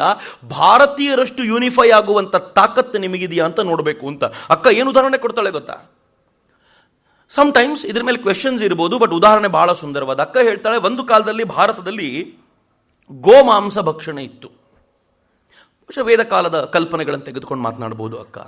ಆದರೆ ಒಂದು ಹಂತಕ್ಕೆ ಭಾರತ ನಿಶ್ಚಯ ಮಾಡ್ತು, ನಾವು ಕೃಷಿಯನ್ನ ಮಾಡಬೇಕು ಅಂದ್ರೆ ಗೋವನ್ನು ಉಳಿಸ್ಕೊಳ್ಬೇಕು, ಹೀಗಾಗಿ ಗೋಮಾಂಸ ಭಕ್ಷಣೆ ಸಲ್ಲದ್ದು ಅಂತ ಭಾರತ ನಿಶ್ಚಯ ಮಾಡಿದರೆ, ಕನ್ಯಾಕುಮಾರಿಯಿಂದ ಕಾಶ್ಮೀರದವರೆಗೆ ಎಲ್ಲ ಕಡೆ ಗೋಹತ್ಯೆ ನಿಷೇಧ ಆಗೋಯ್ತಲ್ಲ. ಎಲ್ಲರೂ ಗೋವನ್ನು ತಿನ್ನೋದು ಬಿಟ್ರಲ್ಲ. ಯುರೋಪಿಗಿಂತದೊಂದು ನಿಶ್ಚಯ ಮಾಡುವ ತಾಕತ್ತಿದೆಯಾ ಅಂತ ಕೇಳಿದ್ಲು ಅಕ್ಕ. ಯೋಚನೆ ಮಾಡಿ, ಏನು ಸುಂದರವಾದ ಪ್ರಶ್ನೆ. ನಾನು ನೀವು ಆಲೋಚನೆ ಮಾಡೋದು ಕಷ್ಟ. ಅಕ್ಕ ಈ ಪ್ರಶ್ನೆ ಕೇಳ್ತಾಳೆ. ಈ ಪ್ರಶ್ನೆ ಕೇಳಿ ಅಕ್ಕ ಏನು ಹೇಳ್ತಾಳೆ ಗೊತ್ತಾ? ಯುರೋಪ್ನಲ್ಲಿ ನಾವು ಬೆಕ್ಕು ತಿನ್ನಲ್ಲ ಅಂತ ಹೇಳ್ಬೋದು. ಬೆಕ್ಕು ಯಾವತ್ತು ತಿನ್ನೋ ವಸ್ತುವೇ ಆಗಿರಲಿಲ್ಲ ನಿಮಗೆ, ನೀವು ತಿನ್ನಲ್ಲ ಅನ್ನೋದ್ರಲ್ಲಿ ಏನು ವಿಶೇಷ ಇಲ್ಲ. ಆದರೆ ಗೋವನ್ನು ಉಳಿಸಿಕೊಳ್ಳಬೇಕು ಅಂತ ಸಂಕಲ್ಪ ಮಾಡಿದ ಮೇಲೆ ಇಡೀ ದೇಶ ಅದನ್ನು ಉಳಿಸ್ಕೊಳ್ಳಿಕ್ಕೆ ಯೂನಿಫೈ ಆಗುತ್ತಲ್ಲ, ನೀವೇನು ಯೂನಿಫೈ ಮಾಡೋದು, ಕಲ್ತ್ಕೊಳ್ಳಿ ಇವರಿಂದ. ಅಕ್ಕನ ಗ್ರಹಿಕೆಯ ಬಗ್ಗೆ ನಾನು ಆರಂಭದಿಂದಲೂ ಮಾತಾಡ್ತಿದ್ದೀನಿ. ನಾನು ಅದನ್ನೇ ಹೇಳೋದು. ನಾನು ಹೀಗೆ ಹೇಳಬೇಕಾದಾಗ ನಿಮ್ಗೆ ಅನ್ಸುತ್ತೆ, ಹೌದಲ್ಲ ಎಷ್ಟು ಕರೆಕ್ಟ್ ಆಗಿದೆ ಅಂತ. ಇದು ಈ ಗ್ರಹಿಕೆ ಇದೆಯಲ್ಲ, ನಮ್ಮೆಲ್ಲರಿಗಿಂತ ಸೂಕ್ಷ್ಮ ರೀತಿಯಲ್ಲಿ ಅವಲೋಕನ ಮಾಡುವಂಥ ಗ್ರಹಿಕೆ ಇತ್ತು. ಅಕ್ಕ ಒಂದು ಮಾತು ಹೇಳ್ತಾಳೆ, ಭಾಳ ಚೆನ್ನಾಗಿ ಹೇಳ್ತಾಳೆ. ನಾನು ಹಿಮಾಲಯದ ಪ್ರವಾಸಕ್ಕೆ ಹೋಗಿದ್ದೆ. ಹಿಮಾಲಯದ ಬುಡದಲ್ಲಿ ಅನೇಕ ಪಿಲಿಗ್ರಿಮ್ಸ್ ಬರ್ತಾರೆ. ಅಕ್ಕ ಹೇಳುವಂಥ ಘಟನೆ ಇದು. ಆ ಪಿಲಿಗ್ರಿಮ್ಸ್ ಹೇಗಿರ್ತಾರೆ ಅಂತಂದ್ರೆ, ದೇಶದ ಬೇರೆ ಬೇರೆ ಬೇರೆ ಬೇರೆ ಭಾಗಗಳಿಂದ ಬರ್ತಾರೆ. ದಕ್ಷಿಣದಿಂದ ಬರ್ತಾರೆ, ಪೂರ್ವ, ಪಶ್ಚಿಮ, ಉತ್ತರ ಎಲ್ಲ ದಿಕ್ಕುಗಳಿಂದಲೂ ಹಿಮಾಲಯದ ಯಾವುದೋ ಒಂದು ಜಾಗಕ್ಕೆ ಬರ್ತಾರೆ. ಅಲ್ಲಿಗೆ ಬಂದು ಅವರಲ್ಲಿನ ಟೆಂಟ್ಗಳಲ್ಲಿ ಉಳ್ಕೊಳ್ತಾರೆ. ಅವ್ರು ಬಂದ ತಕ್ಷಣ ಇಡೀ ಬಜಾರುಗಳು ಜೀವಂತಿಕೆಯಿಂದ ಕೂಡ್ತವೆ. ಅಕ್ಕ ಹೇಳೋದೊಂದು ಫಿಲ್ಮ್ ತರ ಕಾಣುತ್ತೆ, ಇಮ್ಯಾಜಿನ್ ಮಾಡಿ ಹೇಗಿದೆ. ಇಡೀ ಬಜಾರುಗಳು ಜೀವಂತಿಕೆಯಿಂದ ಕೂಡ್ತವೆ. ಅವರವ್ರ ಟೆಂಟಲ್ಲಿ ಅವರವ್ರು ಇರ್ತಾರೆ. ಹೇಗಿರ್ತಾರೆ ಅಂದ್ರೆ, ಒಂದು ಟೆಂಟಿನ ಪಕ್ಕದಲ್ಲಿ ಮತ್ತೊಬ್ಬರು ಟೆಂಟ್ ಇರುತ್ತಲ್ಲ, ಅವ್ರ ಭಾಷೆ ಇವ್ರಿಗೆ ಬರಲ್ಲ, ಅವ್ರ ಕಲ್ಚರ್ ಇವರದ್ದಲ್ಲ, ಅವ್ರಿಗೂ ಇವ್ರಿಗೂ ಯಾವುದೇ ಸಂಬಂಧ ಇಲ್ಲ, ಒಂದ್ರ ಪಕ್ಕದಲ್ಲಿ ಒಬ್ಬರು ಇರ್ತಾರೆ. ಅಕ್ಕ ಹೇಳ್ತಾಳೆ, ಈಗ ಒಂದ್ರ ಪಕ್ಕದಲ್ಲಿ ಒಂದು ಇರುವಂಥವ್ರು ಅವರವ್ರ ಅಡುಗೆನ ಅವರವರೇ ಮಾಡ್ಕೊಳ್ತಾರೆ. ಈ ಅಡುಗೆ ಅನ್ನೋದನ್ನ ಅಕ್ಕ ಒಂದು ಹಬ್ಬ ಅಂತ ಕರೀತಾಳೆ. ಭಾರತದಲ್ಲಿ ಅಡುಗೆ ಅಂದರೆ ಹಬ್ಬ ಅಂತ. ಯುರೋಪ್ನಲ್ಲಿ ಅಡುಗೆ ಮಾಡೋದು ಅಂದರೆ ಸರ್ವೆಂಟ್ಸ್ ಮಾಡೋ ಕೆಲಸ ಅಂತ. ಭಾರತದಲ್ಲಿ ಅಡುಗೆ ಮಾಡುವ ಕೆಲಸವನ್ನು ತಾಯಿ ಯಾರಿಗೂ ಬಿಟ್ಕೊಡ್ಲಿಕ್ಕೆ ಇಚ್ಛೆ ಪಡಲ್ವಂತೆ. ಯಾಕೆ ಅಂದರೆ, ನನ್ನ ಮಕ್ಕಳಿಗೆ ಹೈಜೀನ್ ಆಗಿರುವಂಥ ಫುಡ್ಡನ್ನು ನಾನೇ ಕೊಡಬೇಕು, ಅತ್ಯಂತ ಶುದ್ಧವಾಗಿರುವಂಥ ಆಹಾರವನ್ನು ಬಂದವರಿಗೆ, ನನ್ನ ಮನೆಯವರಿಗೆ ಕೊಡಬೇಕು ಅನ್ನೋ ಕಲ್ಪನೆಯಿಂದ ತಾನೇ ಅಡುಗೆ ಮಾಡ್ತಾಳಂತೆ. ಅಡುಗೆ ಮಾಡಿ ಅದನ್ನು ಎಲ್ಲರಿಗೂ ಬಡಿಸೋದೇ ಆನಂದ ಅವಳಿಗೆ. ಯುರೋಪ್ನಲ್ಲಿ ಇದಿಲ್ಲ ಅಂತಾಳೆ ಅವಳು. ಹಿಂಗಂದು ಅಕ್ಕ ಹೇಳ್ತಾಳೆ. ಆನಂತರ ಕೆಲವರಿಗೆ ಅವ್ರ ಭಾಷೆ ಗೊತ್ತಿಲ್ಲ, ಅದು ಗೊತ್ತಿಲ್ಲ ಅಂತಂದ್ರೂ ಕೂಡ ಆ ಬೆಟ್ಟವನ್ನು ಗುಡ್ಡವನ್ನು ಹತ್ತಬೇಕಾದ್ರೆ ಎಲ್ಲರೂ ಸಮಾನವಾಗಿ ಜೊತೆಯಲ್ಲಿ ಹೋಗಿ ಅಲ್ಲಿರುವ ಭಗವಂತನ ದರ್ಶನ ಪಡ್ಕೊಂಡು ಬರ್ತಾರಲ್ಲ, ಯೂನಿಫಿಕೇಶನ್ ಇಷ್ಟು ಮಾಡಿಸಿಕೊಳ್ಳೋ ಸಾಮರ್ಥ್ಯ ನಿಮಗಿದೆಯಾ ಅಂತ ಕೇಳ್ತಾಳೆ ಅಕ್ಕ. ಯುರೋಪ್ನಲ್ಲಿ ಎಷ್ಟೆಲ್ಲ ಭಾಗಗಳಿದ್ದೀರಲ್ಲ ನೀವು, ಒಬ್ಬರನ್ನ ಕಂಡ್ರೆ ಮತ್ತೊಬ್ಬರಿಗೆ ಆಗಲ್ವಲ್ಲ. ಈ ಒಬ್ಬರನ್ನ ಕಂಡ್ರೆ ಮತ್ತೊಬ್ಬರಿಗೆ ಆಗದವರು ಒಬ್ಬರ ಪಕ್ಕದಲ್ಲಿ ಮತ್ತೊಬ್ಬರು ಕೂತ್ಕೊಳ್ಳುವ ಸಾಮರ್ಥ್ಯ ಇದೆಯಾ ನಿಮಗೆ? ಆದರೆ ಭಾರತದಲ್ಲಿ ಅವರು ಸಂಸ್ಕೃತಿ ಭಿನ್ನವಾಗಿದ್ದಾಗಲೂ ಕೂಡ ಒಂದು ವಿಚಾರಕ್ಕೋಸ್ಕರ ಜೊತೆ ಸೇರುವಂಥ ಕಲ್ಪನೆ ಇದೆಯಲ್ಲ, ಇದು ಭಾರತೀಯರದ್ದು. ಹೀಗಾಗಿ ಅಕ್ಕನ ವಾಕ್ಯ ಇದು ತುಂಬ ಚೆನ್ನಾಗಿ ಹೇಳ್ತಾಳೆ, ನೀವು ಭಾರತೀಯರಿಗೇನು ಕಲಿಸ್ಕೊಡ್ಲಿಕ್ಕೆ ಬರಬೇಡಿ, ಇಲ್ಲಿಂದ ಕಲ್ತ್ಕೊಂಡು ಹೋಗೋದಿದ್ರೆ ಬನ್ನಿ ಅಂತ ಯುರೋಪಿಯನ್ರಿಗೆ ಹೇಳ್ತಾಳೆ. ಇದು ಅಕ್ಕನಿಗೆ ವಿವೇಕಾನಂದರು ಹೇಳೋ ಮಾತು. ವಿವೇಕಾನಂದರು ಆರಂಭದಲ್ಲೇ ಹೇಳಿರ್ತಾರೆ, ಅವಳು ಭಾರತಕ್ಕೆ ಸೇವೆ ಮಾಡಬೇಕು ಅಂತ ತುಂಬ ಆಸೆಪಟ್ಟು ಬಂದವಳಲ್ಲ. ಆಗ ಸ್ವಾಮೀಜಿ ಹೇಳ್ತಾರೆ, ನೋಡು ಮಾರ್ಗೋಟ್, ನೀನು ಭಾರತಕ್ಕೆ ಬರೋದಾದರೆ ಕಲಿಸ್ತೀನಿ ಅನ್ನೋದ್ರಿಂದ ಬರಬೇಡ, ಕಲಿತೀನಿ ಅನ್ನೋ ದೃಷ್ಟಿಯಿಂದ ಬಾ. ಭಾರತಕ್ಕೆ ನೀನು ಕೊಡಲಿಕ್ಕೆ ಬೇಕಾದಷ್ಟಿದೆ ಅಂತ. ಎಷ್ಟು ಕಲಿತ್ಲು ಪುಣ್ಯಾತ್ಗಿತ್ತಿ ಅಂತಂದರೆ, ಅವಳು ಭಾರತದಿಂದ ಕಲಿತು ಭಾರತೀಯರಿಗೂ ಕಲಿಸಿದ್ಲು. ಬರೀ ಯುರೋಪಿಯನ್ರನ್ನ ಬೈದಿದ್ದಷ್ಟೇ ಅಲ್ಲ, ನಾನು ಭಾರತೀಯರಿಗೆ ಕಲಿಸಿದ್ಲು ಅಂತ ಹೇಳುವಾಗ ತುಂಬ ಎಚ್ಚರಿಕೆಯಿಂದ ಹೇಳ್ತೀನಿ. ಅಕ್ಕ ಹೇಳೋ ಅನೇಕ ಮಾತುಗಳನ್ನು ಕೆಲವು ಬಾರಿ ಕೂತ್ಕೊಂಡು ಮೆಲುಕು ಹಾಕ್ತಾ ಇದ್ದರೆ ಹೌದಲ್ವಾ ಅಂತ ಅನಿಸುತ್ತೆ. ಅಕ್ಕ ಹೇಳಿದ್ಲು, ಭಾರತೀಯರು ಬ್ರಿಟಿಷರಿಂದ ಕಲಿಬೇಕಾಗಿದೆ. ಸುಮ್ಮನೆ ಪ್ರತಿ ಬಾರಿ ಬೈಕೊಂಡ್ರೆ ಆಗಲಿಲ್ಲ. ಬ್ರಿಟಿಷರಿಗೆ ನೀವು ಅವ್ರ ಕಂಟೋನ್ಮೆಂಟ್ಗಳಲ್ಲಿ ನೋಡಿ, ಅವರು ವಾಸ ಮಾಡುವಂಥ ಜಾಗಗಳಲ್ಲಿ ನೋಡಿ, ಅವ್ರ ಜಲಸಿ ಎಂಥದ್ದು ಅಂತಂದರೆ, ನಿಮಗೆ ಒಬ್ಬರಲ್ಲೊಬ್ಬರಿಗೆ ಏನು ಜಲಸಿ ಇದೆಯಲ್ಲ ಅದಕ್ಕಿಂತ ಜಾಸ್ತಿ ಜಲಸಿ ಅವರಿಗಿದೆ. ಆದರೆ ಒಂದೇ ಒಂದು ವಿಚಾರ ಏನು ಅಂದರೆ, ಆ ಜಲಸಿ ಹೊರಗಿನ ಜನರಿಗೆ ಕಾಣದೇ ಇರೋ ಥರ ಮುಚ್ಚಿಟ್ಕೊಳ್ತಾರೆ. ನಿಮ್ಗೆ ಅದೊಂದೇ ಬರಲ್ಲ. ನಿಮಗೆ ಏನು ಚೆನ್ನಾಗಿದೆ ನೋಡಿ, ಭಾಳ ಚೆನ್ನಾಗಿದೆ. ಜಲಸಿ ಇಲ್ಲದೆ ಯಾರೂ ಇಲ್ಲವೇ ಇಲ್ಲ. ಅವ್ರು ಹೇಳ್ತಾಳೆ, ನಿಮಗಿಂತ ಜಾಸ್ತಿ ಜಲಸಿ ಅವರಿಗಿದೆ. ಆದರೆ ಒಬ್ಬ ಫಾರಿನರ್ ಎದುರಿಗೆ ಈ ಜಲಸಿನ ತೋರಿಸ್ಕೊಳ್ಬಾರ್ದು ಅಂತ ಒಗ್ಗಟ್ಟಾಗಿರ್ತಾರೆ. ಇದು ಭಾರತಕ್ಕೆ ಹೇಳಿದ್ಲೋ ಅಥವಾ ಹಿಂದೂಗಳಿಗೆ ಹೇಳಿದ್ಲೋ ಅನ್ನೋದೇ ಪ್ರಶ್ನೆ. ಇಡೀ ಭಾರತಕ್ಕೆ ಈ ಪ್ರಾಬ್ಲಮ್ ಇದೆಯೋ ಅಥವಾ ನಮಗೆ ಮಾತ್ರ ಇದು ತುಂಬ ದೊಡ್ಡದಾಗಿದೆಯೋ ಅಂತ. ನೀವು ಜಲಸಿಯ ವಿಚಾರಕ್ಕೆ ಬಂದರೆ, ಡಿವಿಷನ್ನ ವಿಚಾರಕ್ಕೆ ಬಂದರೆ, ಇಸ್ಲಾಂ ಮತ್ತು ಕ್ರಿಶ್ಚಿಯಾನಿಟಿಯಷ್ಟು ಡಿವಿಷನ್ ಬಹುಶಃ ಇನ್ನೆಲ್ಲೂ ಇಲ್ಲ. ಅವರ ಡಿವಿಷನ್ಗಳು ಹೇಗೆ ಗೊತ್ತೇನು, ಒಬ್ಬರನ್ನ ಕಂಡ್ರೆ ಮತ್ತೊಬ್ಬರಿಗೆ ಆಗಲ್ಲ, ಬಡದಾಡ್ತೀವಿ, ಕೊಲ್ತೀವಿ, ಸಾಯಿಸ್ತೀವಿ ಅಂತ ಹೇಳೋಷ್ಟು ಡಿವಿಷನ್. ಕ್ಯಾಥೋಲಿಕರು ಪ್ರೊಟೆಸ್ಟೆಂಟರು ಯಾವಾಗಲೂ ಕಿತ್ತಾಡ್ತಾರೆ. ನೀವು ಇಸ್ಲಾಮಿಗೆ ಬಂದರೆ ಅಲ್ಲಂತೂ 28 ಥರದ ಡಿವಿಷನ್ಗಳಿವೆ. ಆ 28 ಥರದ ಡಿವಿಷನ್ಗಳು ಎಂಥವು ಗೊತ್ತೇನು? ಸೂಫಿಗಳನ್ನು ಕಂಡ್ರೆ, ಆ ಚಿಸ್ತಿ ಗ್ರೂಪ್ನವ್ರಿಗೆ, ಸೂಫಿಗಳಲ್ಲಿರುವಂಥ ಆ ಚಿಸ್ತಿ ಗ್ರೂಪ್ನವ್ರನ್ನ ಕಂಡ್ರೆ ಶಿಯಾಗಳಿಗಾಗಲ್ಲ, ಶಿಯಾಗಳನ್ನು ಕಂಡ್ರೆ ಸುನ್ನಿಗಳಿಗಾಗಲ್ಲ. ಅದರಲ್ಲೇ ಮತ್ತೆ 28 ಗ್ರೂಪ್ಗಳಿವೆ. ಕೆಲವರು ವಹಾಬಿಗಳಿದ್ದಾರೆ, ಕೆಲವರು ಸಲಫಿಗಳಿದ್ದಾರೆ. ಅವ್ರನ್ನ ಕಂಡ್ರೆ ಇವರಿಗಾಗಲ್ಲ, ಇವ್ರನ್ನ ಕಂಡ್ರೆ ಅವರಿಗಾಗಲ್ಲ. ನೀವು ಯಾವತ್ತಾದ್ರೂ ಸಲಫಿಗಳ ಅಥವಾ ವಹಾಬಿಗಳ ಭಾಷಣ ಕೇಳಬೇಕು, ನೀವು ಆಶ್ಚರ್ಯಚಕಿತರಾಗ್ತೀರಾ. ಎಲ್ಲರೂ ಒಂದು ಅಂತ ನೀವು ಭಾವಿಸಿದಿರಷ್ಟೇ, ಆದರೆ ಒಳಗಡೆ ಕಿತ್ತಾಟ ಸಾಮಾನ್ಯ ಅಲ್ಲ. ವಹಾಬಿಗಳು ಏನು ಹೇಳ್ತಾರೆ ಗೊತ್ತೇನು? ವಹಾಬಿಗಳು ಹೇಳ್ತಾರೆ, ಅಕಸ್ಮಾತ್ ಗೋರಿಯನ್ನು ಗೌರವಿಸುವಂಥ ಒಬ್ಬ ಮುಸಲ್ಮಾನ, ಗೋರಿಯನ್ನು ಗೌರವಿಸೋದಂದರೆ ವಹಾಬಿಗಳು ಸಲಫಿಗಳು ಅಲ್ಲ. ಗೋರಿಯನ್ನು ಗೌರವಿಸೋದು ಅಂದರೆ ಅವರಲ್ಲಿ ಸೂಫಿಗಳಿರ್ತಾರೆ ಮತ್ತು ಶಿಯಾಗಳು ಮತ್ತು ಕೆಲವು ಕೆಳಭಾಗದ ಬೇರೆ ಬೇರೆ ಮುಸಲ್ಮಾನರು ಇರ್ತಾರೆ. ಗೋರಿಯನ್ನು ಗೌರವಿಸುವಂಥ ಒಬ್ಬ ಮುಸಲ್ಮಾನ ಸ್ವರ್ಗಕ್ಕೆ ಹೋಗೋದಾದರೆ ಪ್ರತಿಯೊಬ್ಬ ಹಿಂದುವೂ ಸ್ವರ್ಗಕ್ಕೆ ಹೋಗ್ತಾನೆ ಅಂತಾರೆ. ಅಂದರೆ ಎಷ್ಟು ಆಕ್ರೋಶ ನೋಡಿ ಅವ್ರನ್ನ ಕಂಡ್ರೆ. ಅವ್ರೇನು ಹೇಳ್ತಾರೆ ಅಂದರೆ, ಗೋರಿಯನ್ನು ಗೌರವಿಸುವಂಥ ಮುಸಲ್ಮಾನ ಮಲಗಿರೋ ಮೂರ್ತಿಯನ್ನು ಪೂಜಿಸ್ತಾನೆ, ಹಿಂದೂ ನಿಂತಿರೋ ಮೂರ್ತಿಯನ್ನು ಪೂಜಿಸ್ತಾನೆ, ಇಷ್ಟೇ ಡಿಫರೆನ್ಸು ಅಂತ. ಅಂದರೆ ಅಷ್ಟು ಕೆಳಕ್ಕವರನ್ನು ನೋಡ್ತಾರೆ. ಆದರೆ ಯಾರದ್ದಾದರೂ ಆಕ್ರಮಣದ ಸುದ್ದಿ ಬಂದಾಗ ಎಲ್ಲರೂ ಒಟ್ಟಾಗಿ ನಿಲ್ತಾರೆ. ಬ್ರಿಟಿಷರದು ಇದೇ ತತ್ವ. ಫಾರಿನರ್ ಒಬ್ಬ ಬಂದ ಅಂದ ತಕ್ಷಣ ತಾವೆಲ್ಲರೂ ಒಟ್ಟಾಗಿ ತಮ್ಮ ಜಲಸಿಯನ್ನು ಮರಿತಾರೆ. ಆದರೆ ಭಾರತೀಯರು ಅಥವಾ ಹಿಂದೂಗಳು ಹಂಗಿಲ್ಲ ಅಂತ. ನಾವು ಪಕ್ಕದ ರಾಜ್ಯದವನನ್ನು ಕರೆದು ಇಲ್ಲಿರೋನ ಮೇಲೆ ಆಕ್ರಮಣ ಮಾಡಿಸ್ಲಿಕ್ಕೆ ಸಿದ್ಧರಾಗ್ತೀವಿ. ಘೋರಿ ಗಜನಿಯರು ಭಾರತಕ್ಕೆ ಬಂದಿದ್ದು ಸ್ವಂತ ಬಲದ ಮೇಲಲ್ಲ, ಇಲ್ಲಿನವರು ಆಹ್ವಾನ ಕೊಟ್ಟು ಬಂದದ್ದು. ತನಗೆ ಆಗದ ವ್ಯಕ್ತಿಯನ್ನು ನೀನು ಸಾಯಿಸಬೇಕು ಅಂತ ಕರ್ಕೊಂಡು ಬರೋದು ಅಂತ. ಅಂದ್ರೆ ಭಾರತದ ಒಟ್ಟಾರೆ ಇತಿಹಾಸದ ಒಂದು ವೀಕ್ ಕೊಂಡಿ ಇದೆಯಲ್ಲ, ಅದು ಜಲಸಿ ಒಳಗಿದೆ. ಆ ಜಲಸಿಯನ್ನು ಹೋಗಲಾಡಿಸ್ಕೊಳ್ಬೇಕು, ಅದನ್ನು ಬ್ರಿಟಿಷರ್ ನೋಡಿ ಕಲೀರಿ ಅಂತಾಳೆ ಅಕ್ಕ ಒಂದು ಹೆಜ್ಜೆ ಮುಂದೆ ಹೋಗಿ ಅವಳೊಂದು ಸೂಕ್ಷ್ಮವಾದ ಸಂಗತಿ ನಮ್ಗೆ ಹೇಳ್ತಾಳೆ. ಅಕ್ಕ ಏನು ಹೇಳ್ತಾಳೆ ಅಂತಂದ್ರೆ, ನೀವು ವ್ಯಕ್ತಿಗತವಾಗಿ ಎಷ್ಟು ಶ್ರೇಷ್ಠರು ಅಂತಂದ್ರೆ, ನೀವು ವೈಯಕ್ತಿಕವಾಗಿ ಅಪ್ಪ ಅಮ್ಮನಿಗೋಸ್ಕರ ಬದುಕನ್ನು ಕೊಡ್ತೀರಿ.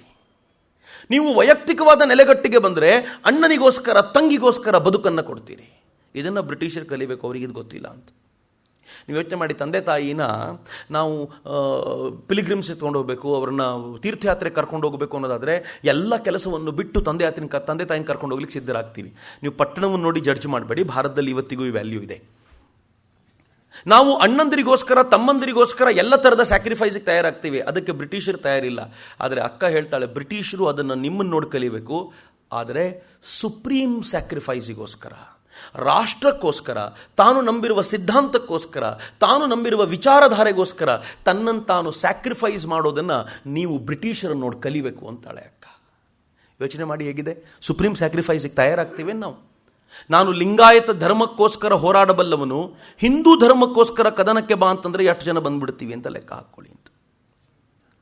ನಾನು ನನ್ನ ಪ್ರಾಂತಕ್ಕೋಸ್ಕರ ಹೋರಾಟ ಮಾಡಬಲ್ಲವನು ಭಾರತಕ್ಕೋಸ್ಕರ ಕದನಕ್ಕೆ ಬಾ ಅಂದಾಗ ಎಷ್ಟು ಜನಕ್ಕೆ ಬರ್ತೀವಿ ಅಂತ. ನನ್ನ ಅಕ್ಕ ಸುಪ್ರೀಂ ಸ್ಯಾಕ್ರಿಫೈಸ್ ಅಂತ ಹೇಳಬೇಕಾದಾಗಲೆಲ್ಲ ನನಗೆ ಪರಮವೀರ್ ಚಕ್ರದಲ್ಲಿ ಕೊಡುವಂಥ ಸೈಟೇಷನ್ ನೆನಪಾಗತ್ತೆ, ವೀರ ಚಕ್ರ ಕೊಡೋ ಸೈಟೇಷನ್ ನೆನಪಾಗುತ್ತೆ.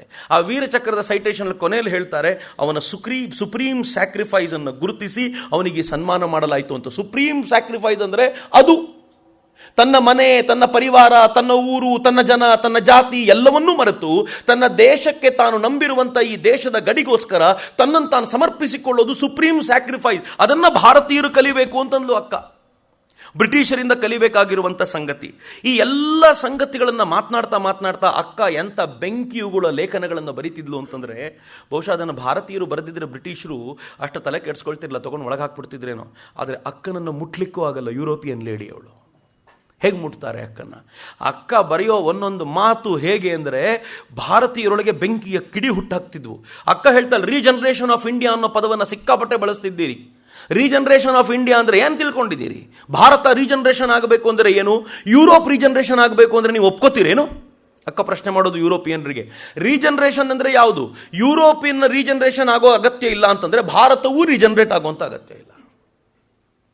ಹಂಗಂದು ಭಾರತೀಯರಿಗೆ ಹೇಳ್ತಾಳೆ, ಯಾರಾದರೂ ಬಂದು ನಿಮ್ಮ ಅಮ್ಮನಿಗಿಂತ ಯುರೋಪಿಯನ್ ತಾಯಿಯೇ ಸರಿಯಾಗಿದ್ದಾಳೆ ಅಂತ ಏನಾದರೂ ಅಂದ್ರೆ ನಿಂಗೆ ಸುಮ್ಮನೆ ಇರ್ತೀಯ ನೀನು? ನಿನ್ನ ತಾಯಿ ಬಗ್ಗೆ ಹೇಳುವಾಗ ನಿಂಗೆ ಎಷ್ಟು ಕೋಪ ಬರಬೇಕು. ರೀಜನರೇಷನ್ ಆಫ್ ಇಂಡಿಯಾ ಅನ್ನೋದು ಅಷ್ಟೇ ಆಕ್ರೋಶದ ಸಂಗತಿ. ಆದರೆ ನೆನ್ಪಿಟ್ಕೊಳ್ಳಿ, ಯುರೋಪ್ ಬೆಳೆದಿರುವ ರೀತಿಯನ್ನು ಮುಂದಿಟ್ಟುಕೊಂಡು ಭಾರತವನ್ನು ಮತ್ತೊಮ್ಮೆ ಕಟ್ಟೋಣ ಅಂತ ಹೇಳಿ 3 ಪಾಯಿಂಟ್ ಕೊಡ್ತಾಳೆ ಅಕ್ಕ.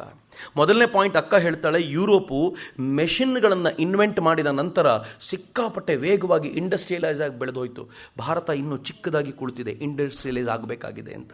ಎರಡನೇ ಪಾಯಿಂಟ್ ಅಕ್ಕ ಹೇಳ್ತಾಳೆ, ನೀವು ಮೆಷಿನ್ಗಳನ್ನು ಬಳಸೋದು ಒಂದು ಕಡೆ ಆದರೆ, ಎರಡನೇದು ಅಲ್ಲಿನ ಜನ ರಾಷ್ಟ್ರಕ್ಕೋಸ್ಕರ ಬದುಕ್ತಾರೆ, ಇದನ್ನು ಗಮನದಲ್ಲಿಟ್ಕೊಳ್ಳಿ. ಮೂರನೇದು ಅಕ್ಕ ಹೇಳ್ತಾಳೆ, ಸೋಲುಗಳಿಂದ ಯುರೋಪಿಯನ್ರು ಎಂದಿಗೂ ವಿಚಲಿತರಾಗಲ್ಲ, ಹೀಗಾಗಿ ಸೋಲುಗಳು ಬಂದಾಗ ಧೃತಿಗೆಡದೆ ಹೆಜ್ಜೆ ಮುಂದಿಡಿ ಅಂತ ಈ 3 ಪಾಯಿಂಟನ್ನು ಅಕ್ಕ ಹಾಕಿ ಕೊಡ್ತಾಳೆ. ಅವಳ ಪ್ರತಿಯೊಂದು ಲೇಖನದಲ್ಲೂ ಯುರೋಪಿಯನ್ನ ಝಾಡಿಸಿ ಆನಂತರ ಭಾರತೀಯರಿಗೆ ಕೊಡಬೇಕಾದ ಸಂದೇಶ ಕೊಡ್ತಾಳಲ್ಲ. ಹೀಗಾಗಿ ತರುಣರು ದೊಡ್ಡ ಪ್ರಮಾಣದಲ್ಲಿ ಆಕೆಯ ಸುತ್ತ ಗಿರಿಕಿ ಹೊಡಿತಾ ಇದ್ರು. ಎಷ್ಟು ದೊಡ್ಡ ಪ್ರಮಾಣದಲ್ಲಿ ಆಕೆಯ ಸುತ್ತ ಇರ್ತಿದ್ರು ಅಂತಂದರೆ, ಅಕ್ಕ ಹೇಳಿದ ಕೆಲಸವನ್ನು, ಇನ್ಫ್ಯಾಕ್ಟ್ ನಾನು ಇನ್ನೂ ಸ್ಪಷ್ಟವಾಗಿ ಹೇಳೋದು ಅಂದರೆ, ಅಕ್ಕ ಕಾಲಿಂದ ಕೆಲಸ ತೋರಿಸಿದ್ರೆ ಅದನ್ನು ಕೈಯಿಂದ ಮಾಡಲಿಕ್ಕೆ ಸಿದ್ಧರಾಗಿರುವಂಥ ತರುಣರಿರ್ತಿದ್ರು. ವಿವೇಕಾನಂದರನ್ನ ಲೀಡ್ ಮಾಡ್ಕೊಂಡು ಅಕ್ಕ ತಗೊಂಡು ಹೋಗಿದ್ದ ರೀತಿ ಇದೆಯಲ್ಲ, ಹೇಗಿತ್ತು ಗೊತ್ತಾ ಮಿತ್ರರೆ? ಒಂದು ಸುಂದರವಾದ ಘಟನೆ. ನನಗೆ ಈ ಘಟನೆ ಓದಿ ಬಹಳ ವಿಚಿತ್ರ ಅನ್ನಿಸ್ತು. ಅದಾಗಲೇ ಅಕ್ಕನ ವಿರುದ್ಧ ಬ್ರಿಟಿಷರ ಗೂಢಚಾರಿಕೆ ನಡೀತಾನೇ ಇತ್ತು. ಹೇಗಾದರೂ ಮಾಡಿ ಅಕ್ಕನನ್ನು ಓಪನ್ ಆಗಿ ಯಾವುದಾದ್ರೂ ಒಂದು ತಪ್ಪಿನಲ್ಲಿ ಸಿಕ್ಕಾಕಿಸಿ ಒಳಗಾಕಿಸಬೇಕು ಅಂತ ಬ್ರಿಟಿಷ್ ಪೊಲೀಸರು ಕಾಯ್ತಾ ಇದ್ರು, ಗೂಢಚಾರ ಪಡೆ ಕಾಯ್ತಾ ಇತ್ತು. ವಿವೇಕಾನಂದರ ಮಹಾಸಮಾಧಿಯ ದಿನ, ಅವರು ತೀರ್ಕೊಂಡಂಥ ದಿನ. ಅಕ್ಕ ವಿವೇಕಾನಂದರ ಕುರಿತಂತೆ ಅಷ್ಟು ಭಾವಪ್ರಚಾರ ಮಾಡಿದ್ದರಿಂದ ಅನೇಕ ತರುಣರು ಅಕ್ಕನ ಮಾತಿಗೆ ಧಾವಿಸಿ ವಿವೇಕಾನಂದರು ಎಲ್ಲಿ ಸಮಾಧಿಯಾಗಿದ್ದರು ಆ ಜಾಗಕ್ಕೆ ಬಂದರು. ದೊಡ್ಡ ಸೈನೆ ಎಲ್ಲ ತರುಣರದು. ಅಕ್ಕ ಅಲ್ಲಿಗೆ ಬಂದು ವಿವೇಕಾನಂದರು ಎಲ್ಲಿ ಸಮಾಧಿಯಾಗಿದ್ದರೋ ಆ ಕೋಣೆಗೆ ಅಕ್ಕ ಹೋಗಬೇಕಾದ್ರೆ ನೋಡ್ತಾಳೆ, ಸಾವಿರಾರು ಜನ ಸೇರಿಬಿಟ್ಟಿದ್ದಾರೆ. ಸೇರಿರೋ ಜನ ಅಕ್ಕನ ನೋಡಿದ ತಕ್ಷಣ ಕೂಗಾಡ್ಲಿಕ್ಕೆ ಶುರು ಮಾಡಿಬಿಟ್ರು. ಇಮ್ಯಾಜಿನ್ ಮಾಡಿ ಹೇಗಿರ್ಬೋದು ಆ ದೃಶ್ಯ ಅಂತ. ಅಕ್ಕನ ನೋಡಿದ ತಕ್ಷಣ ಕೂಗಾಡಿ ಅಕ್ಕ ಮಾತಾಡಬೇಕು ಅಂತ ಗಲಾಟೆ ಶುರು ಮಾಡಿದರು. ಇಷ್ಟು ತರುಣರನ್ನು ನೋಡಿದರೆ ಸುಮ್ಮನೆ ಇರ್ಲಿಕ್ಕೆ ಆಗತ್ತ ಅವಳಿಗೆ? ಅವಳು ಇನ್ನೇನು ಮಾತಾಡ್ಲಿಕ್ಕೆ ಶುರು ಮಾಡಬೇಕು ಅಂದ್ಕೊಂಡ ತಕ್ಷಣ ಪಕ್ಕದಲ್ಲಿ ಒಂದು ಸೌಂಡ್ ಬಂತು, ಮಾತಾಡಬಾರ್ದು. ಅಕ್ಕ ಗಾಬರಿಯಾಗಿ ತಿರುಗಿ ನೋಡಿದರೆ ವಿವೇಕಾನಂದರ ತಮ್ಮ ಭೂಪೇಂದ್ರನಾಥ ದತ್ತ, ಆತನು ಮಹಾನ್ ಕ್ರಾಂತಿಕಾರಿ. ಅಕ್ಕ ಹಿಂಗೆ ಕೇಳಿದ್ಲು ಏನು ಅಂತ. ಅವನಂದ, ಇಲ್ಲಿ ಬರೀ ನಮ್ಮ ಜನ ಮಾತ್ರ ಇಲ್ಲ, ಬ್ರಿಟಿಷ್ ಗೂಢಚಾರರು ಇದ್ದಾರೆ, ನೀನು ಒಂದು ತಪ್ಪು ಮಾತಾಡಲಿ ಅಂತ ಕಾಯ್ತಿದ್ದಾರೆ, ಹೀಗಾಗಿ ಬರೀ ವಿಶ್ ಮಾಡು ಸಾಕು ಅಂತ ಅಕ್ಕನಿಗೆ ಹೇಳಿದರೆ ಅಕ್ಕ ಏನು ಮಾಡಿದ್ಲಂತೆ ಗೊತ್ತಾ? ಕೈ ಬೀಸಿ ವಾಹೆ ಗುರು ಕಿ ಫತೆ ವಾಹೆ ಗುರುದೇ ಖಾಲ್ಸಾ ಅಂದ್ಲು. ವಾಹೆ ಗುರುದೇ ಫತೆ ವಾಹೆ ಗುರುದೇ ಖಾಲ್ಸಾ ಅನ್ನೋದು ಸಿಖ್ಖರ ವಾರ್ ಕ್ರೈ. ಯುದ್ಧಕ್ಕೆ ಹೋಗಬೇಕಾದ್ರೆ ಸಿಖ್ಖರು ಏನು ಹೇಳ್ತಾರೋ ಆ ವಾರ್ ಕ್ರೈನ ಅಕ್ಕ ಜೋರಾಗಿ ಗರ್ಜಿಸಿದ್ರೆ ಉಳಿದ ಎಲ್ಲ ತರುಣರು ಅಕ್ಕನಿಗೆ ಜೊತೆಯಾಗಿ ಗರ್ಜಿಸಿದ್ರು. ಅಕ್ಕ ವಿಶ್ ಮಾಡಿ ಬಂದ್ಲು. ಆದರೆ ಕೊಡಬೇಕಾದ ಸಂದೇಶ ಸ್ಪಷ್ಟವಾಗಿತ್ತು, ಯಾವುದನ್ನು ಹೇಳದೆ ಕೊಡೋದನ್ನು ಕಲ್ತಿದ್ಲು. ಅಕ್ಕ ಯಾವಾಗಲೂ ದೇವರ ಹತ್ರ ಪ್ರಾರ್ಥಿಸ್ಕೊಳ್ತಿದ್ಲಂತೆ, ದೇವರೇ ನನಗೆ ಕೆಲಸ ಮಾಡುವ ಶಕ್ತಿ ಕೊಡು. ಒಂದನೇದು ಥಂಡರ್ ಬೋಲ್ಟ್ ಥರದ ಸಿಡಿಲಿನ ಶಕ್ತಿಯನ್ನು ನನಗೆ ಕೊಡು. ಎರಡನೇದು ಅಕ್ಕ ಕೇಳ್ಕೊಳ್ತಿದ್ಲು, ನನ್ನ ಮಾತುಗಳಲ್ಲಿ ಅವ್ಯಕ್ತವಾದ ಶಕ್ತಿಯನ್ನು ತುಂಬಿಸು ಅಂತ ಅಕ್ಕನ ಕೇಳ್ಕೊಳ್ತಿದ್ಲಂತೆ. ಹೇಳದೆಯೂ ಬರುವಂಥ ಶಕ್ತಿಯನ್ನು ನನ್ನ ಮಾತುಗಳಲ್ಲಿ ಕೊಡಬೇಕು ನೀನು, ಇಲ್ಲದೆ ಹೋದರೆ ಕೆಲಸ ಮಾಡೋದು ಕಷ್ಟ ಅಂತ ನೀನು ಹೇಳಬಾರ್ದು, ಆದರೆ ಆ ಮಾತಿನಿಂದ ಆ ದನಿ ಹೊರಡಬೇಕು ಅನ್ನುವಂಥದ್ದನ್ನ ಯಾವಾಗಲೂ ಪ್ರಾರ್ಥಿಸ್ಕೊಳ್ತಾ ಇದ್ಲು ಅಂತ ಅಕ್ಕ. ಈ ಎಲ್ಲ ಕಾರಣದಿಂದ 1905ರಲ್ಲಿ ಬಂಗಾಳದ ವಿಭಜನೆಯಾದಾಗ ಭಾರತದ ಇತಿಹಾಸದ ಒಂದು ಮೇಜರ್ ಘಟ್ಟ ಅದು. 1905ರಲ್ಲಿ ಬಂಗಾಳ ವಿಭಜನೆ ಆಯಿತು. ಲಾರ್ಡ್ ಕರ್ಜನ್ ವೈಸ್ರಾಯ್ ಆಗಿ ಭಾರತಕ್ಕೆ ಬಂದಿದ್ದ. ಭಾರತಕ್ಕೆ ಬಂದ ವೈಸ್ರಾಯ್ ಕರ್ಜನ್ ಈ ದೇಶವನ್ನು ಪರ್ಮನೆಂಟಾಗಿ ಆಳಲಿಕ್ಕೆ ನಮಗಿರುವಂಥ ಮೆಥಡ್ ಏನು ಅಂತಂದರೆ, ಈ ದೇಶದ ಮುಸಲ್ಮಾನರು ಮತ್ತು ಹಿಂದೂಗಳನ್ನು ಪ್ರತ್ಯೇಕಿಸಬೇಕು, ಪ್ರತ್ಯೇಕಿಸಿದರೆ ಮಾತ್ರ, ವಿಭಜಿಸಿ ಆಳಿದರೆ ಮಾತ್ರ ನಾವು ಆಳ್ಲಿಕ್ಕೆ ಸಾಧ್ಯ, ಇವರಿಬ್ಬರೂ ಕಿತ್ತಾಡ್ತಾ ಇದ್ದರೆ ಇವರು ನಮ್ಮ ಕಡೆ ಗಮನ ಹರಿಸಲ್ಲ ಅಂತ ಸ್ಪಷ್ಟ ಕಲ್ಪನೆ ಇತ್ತು ಅವರಿಗೆ. ಅದಕ್ಕೋಸ್ಕರ ಬಂಗಾಳವನ್ನು ಡಿವೈಡ್ ಮಾಡಬೇಕು ಅಂತ. ವಾಸ್ತವವಾಗಿ ಬಂಗಾಳ ಅವತ್ತಿನಿಂದಲೂ ತುಂಬ ದೊಡ್ಡ ಪ್ರಾವಿನ್ಸ್. ಇಡೀ ದೇಶದಲ್ಲಿ ಕ್ರಾಂತಿಕಾರಿತ್ವ 3 ಭಾಗಗಳಲ್ಲಿ ಕಾನ್ಸಂಟ್ರೇಟ್ ಆಗಿತ್ತು. ಒಂದು ಬಂಗಾಳ, ಇನ್ನೊಂದು ಮಹಾರಾಷ್ಟ್ರ, ಮೂರನೇದು ಪಂಜಾಬ್. ಈ 3 ಭಾಗಗಳಲ್ಲಿ ಕಾನ್ಸಂಟ್ರೇಟ್ ಆಗಿತ್ತು. ಬಂಗಾಳದಲ್ಲಿ ಕ್ರಾಂತಿಕಾರಿಗಳ ದೊಡ್ಡ ಪಡೆ ಇತ್ತು. ಎಲ್ಲ ಇಂಟೆಲೆಕ್ಚುಯಲ್ ಕ್ರಾಂತಿಕಾರಿಗಳು, ಅವರೆಲ್ಲ ಬೌದ್ಧಿಕವಾಗಿ ಸಮರ್ಥವಾಗಿದ್ದಂಥವ್ರು, ಹೊಸದೇನಾದರೂ ಮಾಡ್ತಾನೆ ಇರ್ತಿದ್ರು. ಪಂಜಾಬ್ ಮತ್ತು ಮಹಾರಾಷ್ಟ್ರಗಳಲ್ಲಿ ಅವರು ಭಾವನಾತ್ಮಕವಾಗಿ ಭಾರಿ ದೊಡ್ಡ ಕ್ರಾಂತಿಕಾರಿಗಳು. ಅವರು ಪ್ರಾಣ ಕೊಡಬೇಕು ಅಂದರೆ ಬಂದು ಪ್ರಾಣ ಕೊಟ್ಬಿಡ್ತಿದ್ರು, ಉಳಿದಿದ್ದೆಲ್ಲ ಬೇರೆ. ಆದರೆ ಬಂಗಾಳದವರು ಬೌದ್ಧಿಕವಾಗಿ ಮುಂದಿದ್ದಂಥವ್ರು. ಹೀಗಾಗಿ ಇಂಥ ಬಂಗಾಳವನ್ನು ಹೇಗಾದರೂ ಮಾಡಿ ಡಿವೈಡ್ ಮಾಡಬೇಕು ಅಂತ. ಬಂಗಾಳವನ್ನು ಡಿವೈಡ್ ಮಾಡಬೇಕು ಅಂತಾದರೆ ಆಡಳಿತಾತ್ಮಕ ದೃಷ್ಟಿಯಿಂದ ಉತ್ತರ ಮತ್ತು ದಕ್ಷಿಣ ಅಂತ ಡಿವೈಡ್ ಮಾಡ್ಬೋದಾಗಿತ್ತು. ಆಗ ಹಿಂದೂಗಳು ಮತ್ತು ಮುಸ್ಲಿಮರು ಸಮಾನವಾಗಿ ಡಿವೈಡ್ ಆಗ್ತಿದ್ರು. ಆದರೆ ಬ್ರಿಟಿಷರು, ವಿಶೇಷವಾಗಿ ಕರ್ಜನ್ ಎಂಥ ಬುದ್ಧಿವಂತಿಕೆ ಉಪಯೋಗಿಸಿದ ಅಂತಂದರೆ, ಪೂರ್ವ ಮತ್ತು ಪಶ್ಚಿಮ ಬಂಗಾಳವಾಗಿ ಡಿವೈಡ್ ಮಾಡ್ತೀನಿ ಅಂತ. ಪೂರ್ವ ಬಂಗಾಳದಲ್ಲಿ ಮುಸಲ್ಮಾನರ ಬಾಹುಳ್ಯ, ಪಶ್ಚಿಮ ಬಂಗಾಳದಲ್ಲಿ ಹಿಂದೂಗಳ ಬಾಹುಳ್ಯ. ಎಲ್ಲಿ ಮುಸಲ್ಮಾನರ ಬಾಹುಳ್ಯ ಇದೆಯೋ ಅಲ್ಲಿ ಹಿಂದೂಗಳು ಕಡಿಮೆ ಸಂಖ್ಯೆಯಲ್ಲಿ ಇರ್ತಾರಲ್ಲ, ಅವ್ರು ಬದುಕೋದು ಕಷ್ಟ. ಅವರನ್ನು ಮುಸಲ್ಮಾನರು ಬಡಿತಾರೆ, ಕಡಿತಾರೆ, ಹೊಡಿತಾರೆ. ಈಗ ಆಗ್ಬಿಟ್ರೆ ಇಲ್ಲಿರುವಂಥ ಮುಸಲ್ಮಾನರ ಜೊತೆ ಇವ್ರಿಗೆ ಕಾದಾಟ ಶುರುವಾಗುತ್ತೆ. ಇವ್ರು ಬಡಿತಾರೆ, ಹೊಡಿತಾರೆ, ರಿಟ್ಯಾಲಿಯೇಟ್ ಮಾಡ್ತಿರ್ತಾರೆ. ಈ ರಿಟ್ಯಾಲಿಯೇಷನ್ ಯಾವಾಗ ನಡೆಯುತ್ತೋ ಆಗ ತಮ್ಮ ಕಡೆ ಗಮನ ಕಡಿಮೆ ಆಗುತ್ತೆ, ಬಂಗಾಳದ ಸ್ಟ್ರೆಂತ್ ಟೋಟಲಿ ವೀಕ್ ಆಗುತ್ತೆ ಅಂತ. ನಾನು ಪೊಲಿಟಿಕ್ಸ್ ಮಾತಾಡ್ತಿದ್ದೀನಿ. ಈ ಪೊಲಿಟಿಕ್ಸ್ 1905 ಅಲ್ಲ, 2017 ಪಾಲಿಟಿಕ್ಸು ಹೌದು. 2017 ಪಾಲಿಟಿಕ್ಸು ಹೀಗೇನೆ ನಡೀತಾ ಇರೋದು. ಎಷ್ಟು ಚೆನ್ನಾಗಿದೆ ಅಂತಂದ್ರೆ, 2 ಜಾತಿಗಳ ನಡುವೆ ಕಚ್ಚಾಟ ಹಚ್ಚಿಬಿಟ್ರೆ ಅವರು ಜಾತಿಯ ನಡುವೆ ಕದನ ಮಾಡ್ತಿರ್ತಾರೆ ಹೊರತು ಆಳುವವರ ಬಗ್ಗೆ ಆಲೋಚನೆ ಮಾಡೋದು ಕಡಿಮೆ ಮಾಡಿಬಿಡ್ತಾರೆ ಅಂತ.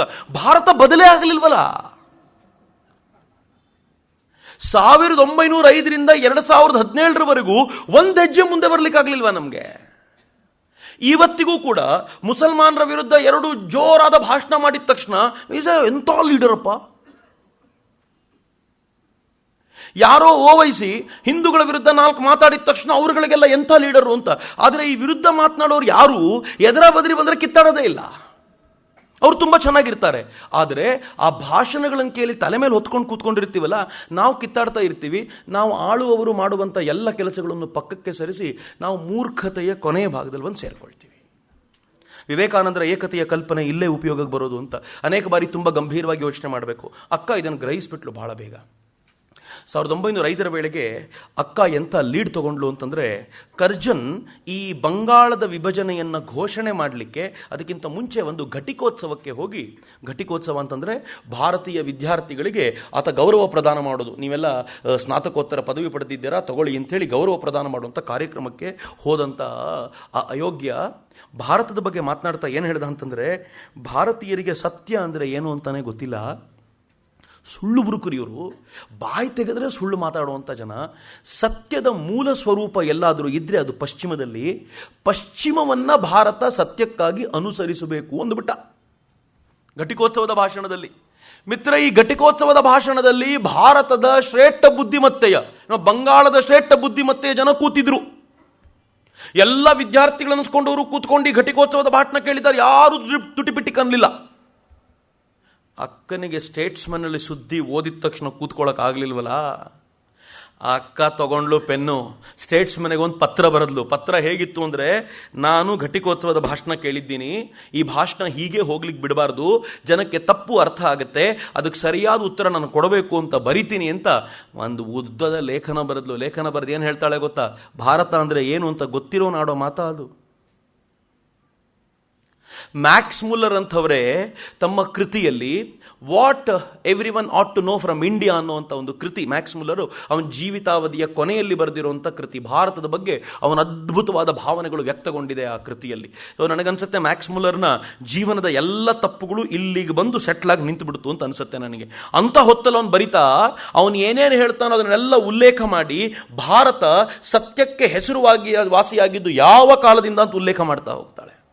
ಯುಧಿಷ್ಠಿರನ ಉಲ್ಲೇಖ ಮಾಡ್ತಾಳೆ. ಯಾವ ಯುಧಿಷ್ಠಿರ?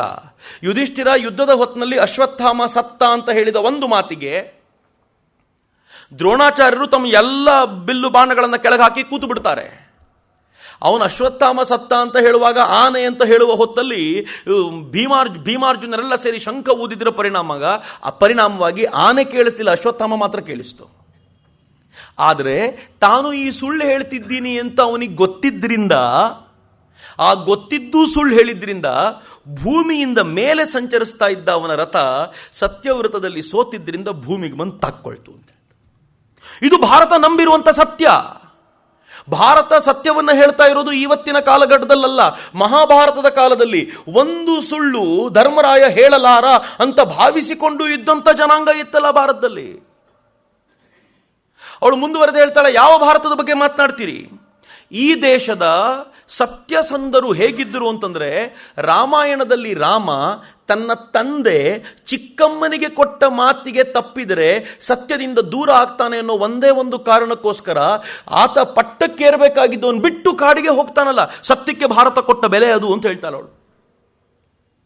ಅವಳು ಹೇಳ್ತಾಳೆ, ಭಾರತ ಎಷ್ಟು ಶ್ರೇಷ್ಠ ಅಂತಂದ್ರೆ, ಸತ್ಯವೃತನಾಗಿದ್ದ ಒಬ್ಬ ತನ್ನ ತಂದೆಗೋಸ್ಕರ, ತನ್ನ ತಾಯಿಗೋಸ್ಕರ ತಾನು ನಂಬಿಕೊಂಡ ಸತ್ಯವನ್ನ ಜೀವಿತಾವಧಿಯ ಕೊನೆಯವರೆಗೂ ಬದುಕಿದ್ನಲ್ಲ, ಹೀಗಾಗಿ ಭೀಷ್ಮ ಅಂತ ಕರೆಯಲ್ಪಡ್ತಾನಲ್ಲ.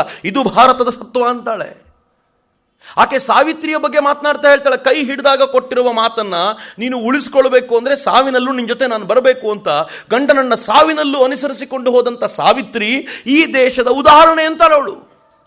ಇಷ್ಟೆಲ್ಲ ಉದಾಹರಣೆಗಳನ್ನು ಕೊಟ್ಟು ಹೇಳ್ತಾಳೆ, ಭಾರತ ಸತ್ಯ ಮಾತಾಡುವಾಗ ನೀವು ಹುಟ್ಟೇ ಇರಲಿಲ್ಲ, ಯಾವ ದೇಶದ ಸತ್ಯದ ಬಗ್ಗೆ ಮಾತಾಡ್ತೀರಿ? ನನಗೆ ಬಹಳ ಬೇಸರ ಇರೋದು ಅವಳು ಹೇಳೋ ಮಾತು, ಅವತ್ತು ಎಲ್ಲರೂ ಕೂತ್ಕೊಂಡು ಕೇಳ್ತಾ ಇದ್ರಲ್ಲ, ಒಬ್ಬರು ಪ್ರತಿಭಟಿಸ್ತಿಲ್ವಲ್ಲ ಇದನ್ನ ಅಂತ ಬರೆದು ಸ್ಟೇಟ್ಸ್ಮೆನ್ಗೆ ಅವಳು ಕೇಳ್ಕೊಳ್ತಾಳೆ, ಹಂತ ಹಂತವಾಗಿ ಇದನ್ನು ಪ್ರತಿಭಟಿಸಲಿಕ್ಕೆ ನನಗೆ ನೀವು ಅವಕಾಶ ಮಾಡಿಕೊಡ್ಬೇಕು, ಸ್ಪೇಸ್ ಕೊಡಬೇಕು ನನಗೆ ಪತ್ರಿಕೆಯಲ್ಲಿ. ಆನಂತರ ಈ ದೇಶದ ದೊಡ್ಡ ದೊಡ್ಡ ಕ್ರಾಂತಿಕಾರಿ ಸಾಹಿತಿಗಳೆಲ್ಲ ಆ ಘಟಿಕೋತ್ಸವದ ಭಾಷಣಕ್ಕೆ ಉತ್ತರ ಬರೀತಾರೆ. ಒಬ್ಬರಾದ್ಮೇಲೆ ಒಬ್ಬರು ಉತ್ತರ ಬರೀತಾರೆ. ಆ ಉತ್ತರ ಪ್ರಬಲವಾದ ಪ್ರಖರವಾದ ಉತ್ತರಗಳನ್ನು ಒಬ್ಬರಾದ್ಮೇಲೆ ಒಬ್ಬರು ಕೊಡ್ಲಿಕ್ಕೆ ಶುರು ಮಾಡ್ತಾರೆ. ಶುರು ಮಾಡಿದ್ದು ಅಕ್ಕ ಅಂತ. ಅಕ್ಕನ ನಾನು ಯಾಕೆ ತುಂಬ ಈ ಕಾರಣ ಇಷ್ಟಪಡ್ತೀನಿ ಅಂತಂದರೆ, ಆಕೆ ಭಾರತದೊಳಗೆ ಕ್ಷಾತ್ರ ತೇಜವನ್ನು ತುಂಬಿದ್ಲು ಅಂತ. ನಾನು ಮೊನ್ನೆ ಮಾತಾಡ್ತಾ ಹೇಳ್ತಿದ್ದೆ, ವಿವೇಕಾನಂದರು ಸೂತ್ರ ಆದರೆ ಅಕ್ಕ ಸೂತ್ರವನ್ನು ಅಪ್ಲೈ ಮಾಡಿದರೆ ರಿಸಲ್ಟ್ ಏನು ಬರುತ್ತಲ್ಲ ಅದು ಅಂತ. ವಿವೇಕಾನಂದರ ಸೂತ್ರವನ್ನು ಅಕ್ಕನೂ ಅಪ್ಲೈ ಮಾಡ್ಕೊಳ್ಬೋದು, ನಾನೂ ಅಪ್ಲೈ ಮಾಡ್ಕೋಬೋದು, ನೀವು ಅಪ್ಲೈ ಮಾಡ್ಕೋಬೋದು. ರಿಸಲ್ಟ್ ಎಲ್ಲ ಬೇರೆ ಬೇರೆ ಬರುತ್ತೆ. ಆದರೆ ರಿಸಲ್ಟ್ ನೀವು ತಾಳೆ ಮಾಡಿ ನೋಡಿದ್ರೆ ಅಕ್ಕನಿಗೆ ಹತ್ರ ಇದ್ದರೆ ವಿವೇಕಾನಂದರ ಸೂತ್ರ ಸಮರ್ಥವಾಗಿ ಅಪ್ಲೈ ಆಗಿದೆ ಅಂತ ತಿಳ್ಕೊಳ್ಬೋದು ಅಂತ.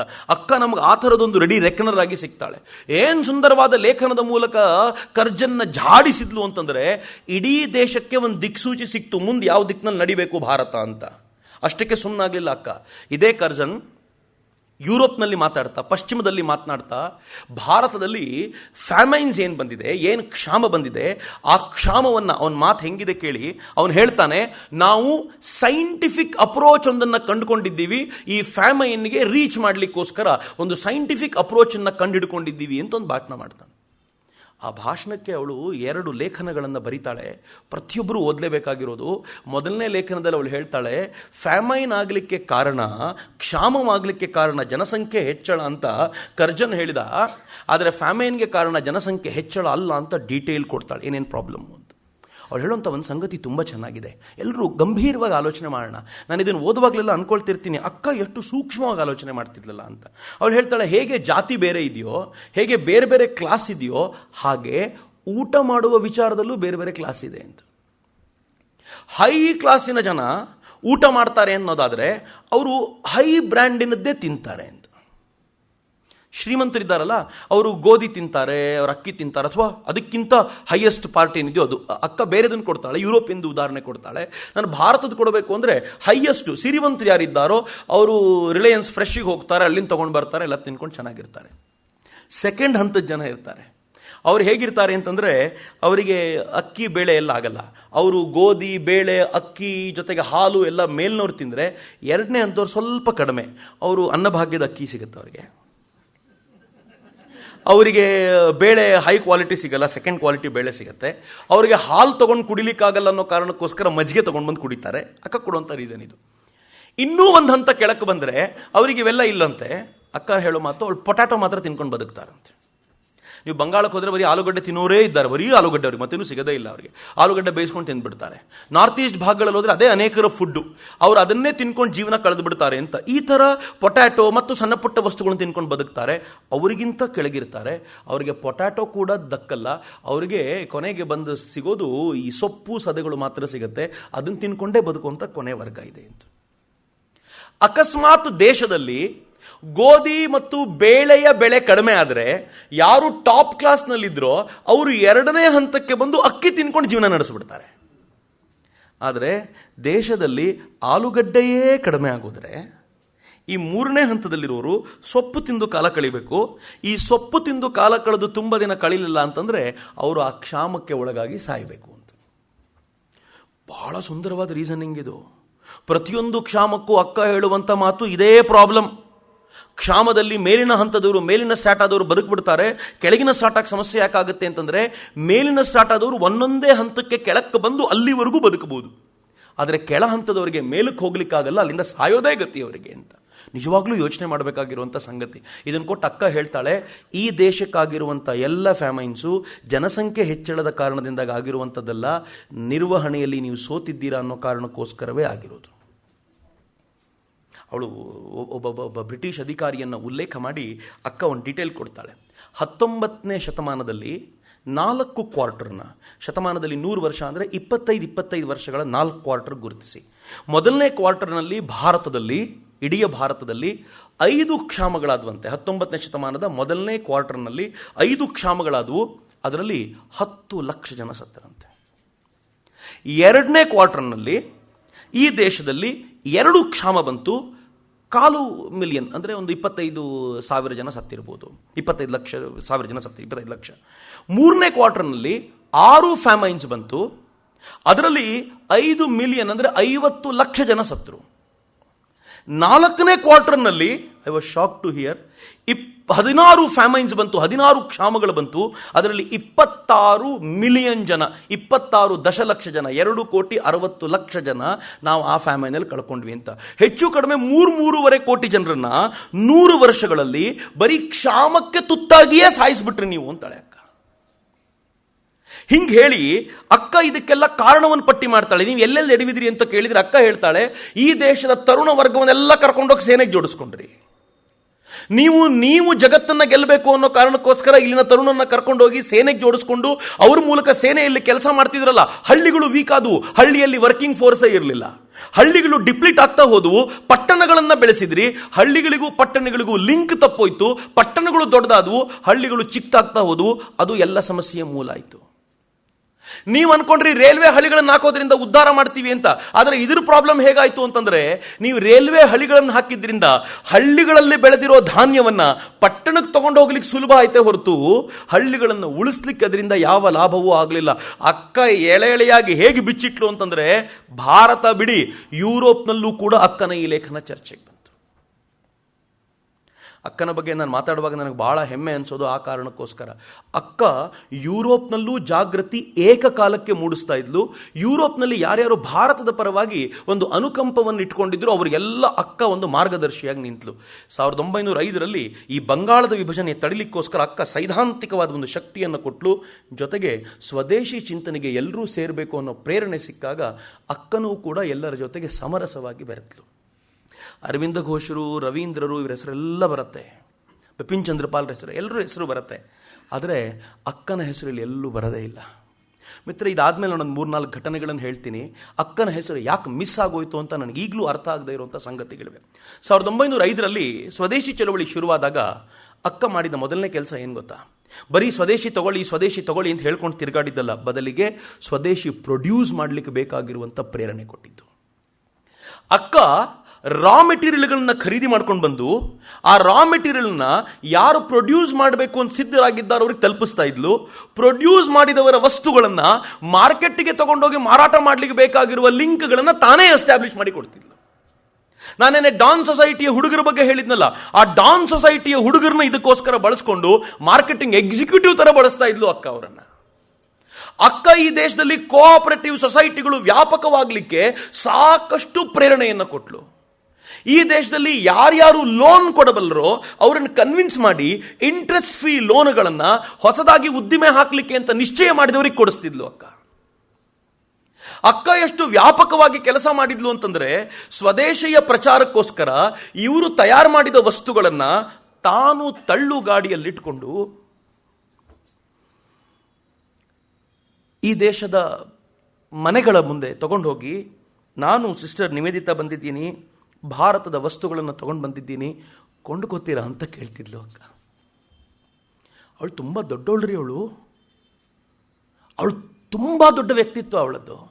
ಎಷ್ಟು ದೊಡ್ಡ ವ್ಯಕ್ತಿತ್ವ ಅಂತಂದ್ರೆ, ಅವಳಿಗೆ ಭಾರತೀಯತೆ ಅದೆಷ್ಟು ಕಣಕಣದಲ್ಲೂ ತುಂಬ ಹೋಗಿತ್ತು ಅಂತಂದ್ರೆ, ಒಬ್ಬ ಲೇಖಕ ಬರೀತಾನೆ, ಅಕ್ಕ ರಸ್ತೆಯಲ್ಲಿ ಹೋಗುವಾಗ ಯಾರ್ದಾದ್ರೂ ಅಂಗಡಿಯಲ್ಲಿ ವಿದೇಶಿ ವಸ್ತುಗಳನ್ನು ಕಂಡ್ರೆ ಮುಖ ಕೆಂಪಾಗಿ ಹೋಗ್ಬಿಡ್ತಿತ್ತಂತೆ ಅವಳಿಗೆ. ಒಂದೇ ₹1 ಅಥವಾ ಅದಕ್ಕಿಂತಲೂ ಕಡಿಮೆ ಬೆಲೆಯ ಚಾ ಕುಡಿಯುವಂತ ಮಣ್ಣಿನ ಕುಡಿಕೆಯಲ್ಲಿದ್ದಾಗಲೂ ಕೂಡ ಅಕ್ಕ ಪ್ರೀತಿಯಿಂದ ಹೋಗಿ ಇದರಲ್ಲೇ ಚಾ ಕೊಡು ನನಗೆ ಅಂತ ಕೇಳ್ತಿದ್ಲಂತ. ಅವಳಿಗೆ ಈ ದೇಶವನ್ನು ಎಷ್ಟು ಪ್ರೀತಿಸಿದ್ಲು, ಈ ದೇಶಕ್ಕೋಸ್ಕರ ಎಷ್ಟು ತನ್ನನ್ನು ತಾನು ತೊಡಗಿಸಿಕೊಂಡ್ಲು, ಇಮ್ಯಾಜಿನ್ ಮಾಡ್ಲಿಕ್ಕೆ ಸಾಧ್ಯ ಇಲ್ಲ. ಇದೇ ಅಕ್ಕ ಒಂದು ಊರಿನಲ್ಲಿ ಒಂದು ಸಮಿತಿ ಮಾಡ್ಕೊಂಡಿದ್ದವರು. ಆ ಸಮಿತಿಯವರು ಅಕ್ಕನನ್ನು ಕರೆದ್ರು ಕಾರ್ಯಕ್ರಮಕ್ಕೆ ಬನ್ನಿ ಅಂತ. ಅಕ್ಕ ಆ ಕಾರ್ಯಕ್ರಮಕ್ಕೆ ಹೋಗ್ತಾಳೆ. ಕಾರ್ಯಕ್ರಮಕ್ಕೆ ಹೋದ್ರೆ ಅಕ್ಕನ ನೋಡಿದ ತಕ್ಷಣ ಎಲ್ಲರೂ ಹಿಪಿ ಪುರ್ರೆ ಅಂತ ಘೋಷಣೆಗೆ ಹೋಗಿದ್ರು. ಅಕ್ಕ ಹೇಳಿದ್ಲು, ನಾಚಿಕೆ ಆಗಲ್ವಾ ನಿಮಗೆಲ್ಲ? ಪಶ್ಚಿಮದ ಘೋಷಣೆ ಇಲ್ಲೂ ಕೂಗಬೇಕಾ? ವಾಹೆ ಗುರುದೇ ಫತೆ ಅಂತೀನಿ, ವಾಹೆ ಗುರುದೇ ಖಾಲ್ಸಾ ಅಂತೇಳಿ ಇದು ಆಗಬೇಕು. ಅಕ್ಕ ಎಷ್ಟು ಸೂಕ್ಷ್ಮವಾಗಿ ಯೋಚನೆ ಮಾಡಿದ್ಲು ಅಂತಂದ್ರೆ, ಒಂದಷ್ಟು ಹುಡುಗರು ಅಕ್ಕನ ಬಂದು ಕೇಳ್ತಾರೆ. ಎಲ್ಲ ಇದೇ ಸಂದರ್ಭದಲ್ಲಿ ನಡೆದಿದ್ದು. ಸ್ವದೇಶಿ ಚಿಂತನೆ ಎಷ್ಟು ಪ್ರಖರವಾಗಿ ಬೆಳೆದಿತ್ತು ಅವಳೊಳಗೆ ಅಂದ್ರೆ, ಒಂದಷ್ಟು ಜನ ಹುಡುಗರು ಬಂದು ಕೇಳ್ಕೊಳ್ತಾರೆ, ಅಕ್ಕ ನಾವೊಂದು ಕಾಂಪಿಟೇಷನ್ ಮಾಡ್ತಾ ಇದ್ದೀವಿ, ಆಟದ ಕಾಂಪಿಟೇಷನ್ನು, ನೀವು ಬಂದು ಪ್ರೈಸ್ ಡಿಸ್ಟ್ರಿಬ್ಯೂಷನ್ ಮಾಡ್ತೀರಾ? ಅಕ್ಕ ಬಹಳ ಖುಷಿಪಟ್ಟು, ತರುಣರು ಆಟ ಆಡ್ತಾರೆ ಅಂದರೆ ಕೇಳಬೇಕಲ್ಲ, ಯಾವ ಆಟ ಅಂತ ಕೇಳಿದ್ಲು ಅಕ್ಕ. ಕ್ರಿಕೆಟ್ ಆಡ್ತಿದ್ವಿ. ಅಕ್ಕ ಕೂರಿಸ್ಕೊಂಡು ಚೆನ್ನಾಗಿ ಕ್ಲಾಸ್ ತಗೊಂಡ್ಲಲ್ಲ. ಒಬ್ಬ ಸ್ವಾಮೀಜಿ ನನಗೆ ಹೇಳ್ತಿದ್ರು, ಅಕ್ಕ ಏನು ಹೇಳಿದ್ರು ಅವತ್ತು ಅಂತಂದರೆ ಗೊತ್ತಿಲ್ಲ, ಅವ್ರು ಎಲ್ಲಿಂದ ಅದನ್ನು ಕಲೆಕ್ಟ್ ಮಾಡಿದ್ರು, ಬಟ್ ಭಾಳ ಚೆನ್ನಾಗಿದೆ. ಅಕ್ಕ ಹೇಳಿದ್ಲಂತೆ ಆ ಹುಡುಗರಿಗೆ, ನೋಡ್ರಪ್ಪ, ಯುರೋಪ್ನಲ್ಲಿ ಕ್ರಿಕೆಟ್ ಯಾಕೆ ಆಡ್ತಾರೆ ಅಂದರೆ ಹೆಣ್ಮಕ್ಕಳಿಗೆ ಫುಟ್ಬಾಲ್ ಆಡ್ಲಿಕ್ಕೆ ಆಗಲ್ಲ ಅಂತ ಅವರಿಗೋಸ್ಕರ ಶುರು ಮಾಡಿಸಿದ್ದು ಕ್ರಿಕೆಟು. ನೀವು ಭಾರತದಲ್ಲಿ ಗಂಡು ಆಟ ಬಿಟ್ಟು ಇದನ್ನು ಆಡ್ತಿರಲ್ಲ ಅಂದ್ಲಂತ ಅಕ್ಕ. ನಾನು ಕ್ರಿಕೆಟ್ ಆಡೋದಾದರೆ ಪ್ರೈಸ್ ಡಿಸ್ಟ್ರಿಬ್ಯೂಷನ್ಗೆ ಬರೋದೇ ಇಲ್ಲ ಅಂದ್ಬಿಟ್ಲು ಅಕ್ಕ. ಆ ಹುಡುಗರು ಹೋದರು, ಮತ್ತೆ ವಾಪಸ್ ಬಂದರು. ಅಕ್ಕ ನಿನ್ನ ಪ್ರೈಸ್ ಡಿಸ್ಟ್ರಿಬ್ಯೂಷನ್ಗೆ ಬರಬೇಕು ಅಂತ. ಯಾಕೆ ಅಂದರೆ ಕ್ರಿಕೆಟ್ ಬಿಟ್ವಿ, ದೇಸಿ ಆಟ ಆಡಿಸ್ತಾ ಇದ್ದೀವಿ, ನಿನ್ನ ಹತ್ರನೇ ಪ್ರೈಸ್ ತಗೋಬೇಕು, ಬಾ ನೀನು ಅಂತ. ಅಕ್ಕ ಕೊಡ್ತಿದ್ದ ಪ್ರೇರಣೆ ಹೇಗಿತ್ತು ಯೋಚನೆ ಮಾಡಿ. ಈ ಸ್ವಾತಂತ್ರ್ಯ ಕಾಲಘಟ್ಟದಲ್ಲಿ ಅಥವಾ ಬಂಗಾಳದ ವಿಭಜನೆಯ ಕಾಲಘಟ್ಟದಲ್ಲಿ ಅರವಿಂದರ ತಮ್ಮ ಬಾರೀಂದ್ರ ಈ ಸ್ವದೇಶಿ ವಸ್ತುಗಳನ್ನು ಹಳ್ಳಿಗಳಲ್ಲಿ ಮಾರಾಟ ಮಾಡಲಿಕ್ಕೆ, ಅವನು ಹಳ್ಳಿಗೆ ಹೋಗಿ ಕೆಲಸ ಮಾಡ್ತಿದ್ನಲ್ಲ, ಒಂದು ದೊಡ್ಡ ಲಿಂಕ್ ಆಗಿ ಎಸ್ಟಾಬ್ಲಿಷ್ ಆಗಿದ್ದ. ಒಂದಿನ ಮಧ್ಯರಾತ್ರಿ ವೇಳೆಗೆ ಬಂದು ದಡ ಬಾಗಿಲು ಬಡ್ದ. ಅಕ್ಕ ಬಾಗಿಲು ತೆಗೆದ್ಲು. ಏನು ಅಂತ ಕೇಳಿದ್ಲು. ಅಕ್ಕ, ದುಡ್ಡೇ ಇಲ್ಲ ಅಕ್ಕ, ಎಲ್ಲ ಖಾಲಿ ಆಗಿಬಿಟ್ಟಿದೆ, ಮುಂದೇನು ಮಾಡಬೇಕು ಅಂತ ಗೊತ್ತಿಲ್ಲ. ಅಕ್ಕ ಏನು ಹೇಳ್ತಾಳೆ ಗೊತ್ತಾ? ದುಡ್ಡನ್ನು ಬೇಡಬಾರ್ದು, ಮಾಡುವ ಕೆಲಸದಿಂದ ಅದಾಗೆ ಅದು ಬರುತ್ತೆ, ಹೋಗು ಬೇಡಬೇಡ ಯಾರ ಹತ್ರನೂ ಅಂತ ಹೇಳಿದ್ಲು ಅಕ್ಕ. ಅವಳು ಕೊಡ್ತಿದ್ದ ಪ್ರೇರಣೆ ಹೇಗಿತ್ತು ಅಂದರೆ, ಕೆಲಸ ನಿಲ್ಲಲಿಲ್ಲ, ಆದರೆ ಕೆಲಸದ ತೀವ್ರತೆ ಜಾಸ್ತಿಯಾಗಿ 1911 ವೇಳೆಗೆ ಈ ಬಂಗಾಳದ ವಿಭಜನೆಯನ್ನು ಬ್ರಿಟಿಷರು ಅನಿವಾರ್ಯವಾಗಿ ವಾಪಸ್ ತಗೋಬೇಕಾಯ್ತಲ್ಲ, ಈ ವಾಪಸ್ ತೆಗೆದುಕೊಳ್ಳಿಕ್ಕೆ ಬ್ರಿಟಿಷರ ಮೊದಲ ಸೋಲಿಗೆ ಭಾರತದಲ್ಲಿ ಯಾರಾದರೂ ಒಂದು ಮಹಾನಾಯಕತ್ವವನ್ನು ವಹಿಸಿದರೆ ಅದು ಅಕ್ಕ ಅದರದ್ದೊಂದು ಲೀಡ್ ರೋಲ್ ಇತ್ತು ಅಂತ ಯಾರೂ ಮರೆಯುವಂತೆ ಇಲ್ಲ. ಇನ್ನೊಂದು ಸಂಗತಿ ಹೇಳ್ತೀನಿ ನಿಮಗೆ, ಅಚ್ಚರಿಯಾಗಿರುವಂಥದ್ದು, ಎಲ್ಲೂ ಉಲ್ಲೇಖ ಆಗಿರೋದೇ ನನಗೆ ಅನುಮಾನ ಅನಿಸುತ್ತೆ. ಗೋಪಾಲಕೃಷ್ಣ ಗೋಖಲೆಯವರು 1905 ಅವರು ಕಾಂಗ್ರೆಸ್ ಅಧಿವೇಶನದ ಅಧ್ಯಕ್ಷರಾಗಿದ್ದರು. ಅದು ಬನಾರಸ್ಸಲ್ಲಿ ನಡೆದಿತ್ತು. ಈ ಅಧಿವೇಶನಕ್ಕೆ ಅಕ್ಕನಿಗೆ ಅಧಿಕೃತ ಇನ್ವಿಟೇಷನ್ ಕೊಟ್ಟರು, ನೀ ಬರಬೇಕು ಅಕ್ಕ ಇದಕ್ಕೆ ಅಂತ. ಅಕ್ಕ ಅಧಿವೇಶನಕ್ಕೆ ಬರ್ತೀನಿ ಅಂತ ಒಪ್ಕೊಂಡು, ಆದರೆ ಸುಮ್ಮನೆ ಹೋಗಬಾರ್ದಲ್ಲ. ಸ್ಟೇಟ್ಸ್ಮನ್ ಅನ್ನೋ ಪತ್ರಿಕೆಗೆ ಅಧಿಕೃತವಾಗಿ ಅಲ್ಲಿನ ವರದಿ ಕೊಡುವಂಥ ರಿಪೋರ್ಟರ್ ಥರ ಅಕ್ಕ ಅಲ್ಲಿಗೆ ಹೋದ್ಲು. ಅಕ್ಕ ಬೆಳಗಿಂದ ಮಧ್ಯಾಹ್ನದವರೆಗೂ ಕಾರ್ಯಕ್ರಮದಲ್ಲಿ ಕೂತಿರ್ತಿದ್ಲು. ಮಧ್ಯಾಹ್ನ ಸಂಜೆ ಆದಂತ ಅಕ್ಕ ಕಾಣ್ತಾನೆ ಇರಲಿಲ್ಲ, ಎಲ್ಲಿ ಹೋದ್ಲು ಅಂತ ಯಾರಿಗೂ ಗೊತ್ತಾಗ್ತಿರ್ಲಿಲ್ಲ. ಅಕ್ಕ ನಿಜವಾಗ್ಲೂ ಎಲ್ಲಿರ್ತಿದ್ಲಂತೆ ಗೊತ್ತಾ? ಆ ಬನಾರಸ್ನಲ್ಲಿ ತನಗೆ ಅಂತ ಅಧಿವೇಶನದ ಅಷ್ಟು ದಿನಗಳ ಕಾಲ ಒಂದು ದೊಡ್ಡ ಮನೆಯನ್ನು ಬಾಡಿಗೆಗೆ ತಗೊಂಡಿದ್ಲು ಅಕ್ಕ. ಆ ಮನೇಲಿ ಒಂದು ಕೋಣೆಯಲ್ಲಿ ತಾನು ಕೂತಿರ್ತಿದ್ಲು. ಆ ಕೋಣೆಯಲ್ಲಿ ಅಧಿವೇಶನಕ್ಕೆ ಬಂದವರೆಲ್ಲ ಬಂದು ಅಕ್ಕನ ಭೇಟಿ ಮಾಡಿ ಹೋಗ್ತಿದ್ರು. ಯಾರು ಅಕ್ಕ ಅಂತ ಯೋಚನೆ ಮಾಡಿ ಅಂತ ಎಲ್ಲರೂ ಭೇಟಿ ಮಾಡಿ ಹೋಗ್ತಿದ್ರು. ಆ ಬೇರೆ ಬೇರೆ ಕೋಣೆಗಳಿದ್ವಲ್ಲ, ಅಲ್ಲೆಲ್ಲ ಏನು ನಡೀತಿತ್ತಂತೆ ಗೊತ್ತಾ? ಈ ಅಧಿವೇಶನಕ್ಕೆ ಬಂದವರು ಒಬ್ಬರಿಗೊಬ್ಬರು ಕಿತ್ತಾಡ್ತಿದ್ರಲ್ಲ, ಅವ್ರ ಸಂಧಾನದ ಕಾರ್ಯ ಅಕ್ಕನ ಮನೇಲಿ ನಡೀತಿತ್ತು. ಅಕ್ಕ ಈ ಗಲಾಟೆಗಳನ್ನು ಸೆಟ್ಲ್ ಮಾಡಿ, ನೀವೆಲ್ಲ ಗಲಾಟೆ ಮಾಡಬಾರ್ದು, ರಾಷ್ಟ್ರೀಯ ಏಕತೆಗೋಸ್ಕರ ಜೊತೆಯಲ್ಲಿರಬೇಕು ಅಂತ ಅಕ್ಕ ಹೇಳ್ತಾಳೆ. ಸ್ಟೇಟ್ಸ್ ಮನಿಗೆ ಒಂದು ಲೇಖನ ಬರಿತಾಳು ಅಲ್ಲಿಂದ, ಕಾಂಗ್ರೆಸ್ಸಿನ ಉದ್ದೇಶ ಏನು ಅಂತ. ಆ ಉದ್ದೇಶದಲ್ಲಿ ಹೇಳ್ತಾಳೆ, ನಮಗೂ ಇಲ್ಲಿರುವಂಥ 2 ಭಿನ್ನ ಪಂಗಡಗಳು ಅದು ಭಿನ್ನ ಅಲ್ಲ, ಅವರು ಹೋಗ್ತಾ ಇರುವಂಥ ಮಾರ್ಗ, ಅವರು ರೀಚ್ ಆಗಬೇಕಾಗಿರುವಂಥ ಗೋಲ್ ಒಂದೇ, ಆದರೆ ಹೋಗ್ತಾ ಇರುವಂಥ ಮಾರ್ಗ ಬೇರೆ. ಹೊರಗಡೆಯವರಿಗೆ ಭಿನ್ನ ಅನ್ನಿಸ್ಬೋದು, ಒಳಗೆ ಒಂದೇ ಅನ್ನೋದನ್ನ ಸ್ಟೇಟ್ಸ್ಮನ್ ಪತ್ರಿಕೆಗೆ ಬರೆದ್ಲು. ಇನ್ನೂ ಆಶ್ಚರ್ಯದ ಸಂಗತಿ ಏನು ಗೊತ್ತೇನು? ಅದನ್ನು ಓದಿ ನನಗೆ ರೋಮಾಂಚನ ಆಗ್ಬಿಡ್ತು. ಮೊದಲನೇ ಬಾರಿಗೆ ಓದಿದಾಗ ಅಕ್ಕ ತನ್ನ ಕೋಣೆಯಲ್ಲಿ ಕೂತ್ಕೊಂಡು ಎವ್ರಿ ಡೇ ಈವ್ನಿಂಗ್ ಎಲ್ಲರ ಜೊತೆ ಮಾತುಕತೆ ಮುಗಿದ ಮೇಲೆ ಮುಂದಿನ ಅಂದರೆ ನಾಳೆಯ ಅಧಿವೇಶನದ ಅಜೆಂಡಾನ್ ಪಟ್ಟಿ ಮಾಡಿ ಅದಕ್ಕೆ ಯಾರು ಏನು ಸ್ಪೀಚ್ ಮಾಡಬೇಕು ಅನ್ನೋದನ್ನು ಬರ್ಕೊಡ್ತಿದ್ಲು. ಅಥವಾ ಯಾರಾದರೂ ಬರೆದು ತಂದುಕೊಟ್ರೆ ತಿದ್ದಿ ಅದನ್ನು ಯೋಗ್ಯವಾದ ರೀತಿಯಲ್ಲಿ ಮಾರ್ಪಡಿಸುವ ಜವಾಬ್ದಾರಿ ಅಕ್ಕನಿಗಿತ್ತು. ಯಾವ ಹೋರಾಟಗಾರ್ತಿ ಅವಳು? ಯಾವತ್ತಾದರೂ ಕಾಂಗ್ರೆಸ್ ಅಕ್ಕನ ನೆನಪಿಸ್ಕೊಂಡಿದೆ ಅನ್ನೋದೇ ಅನುಮಾನ ಇದೆ ನನಗೆ.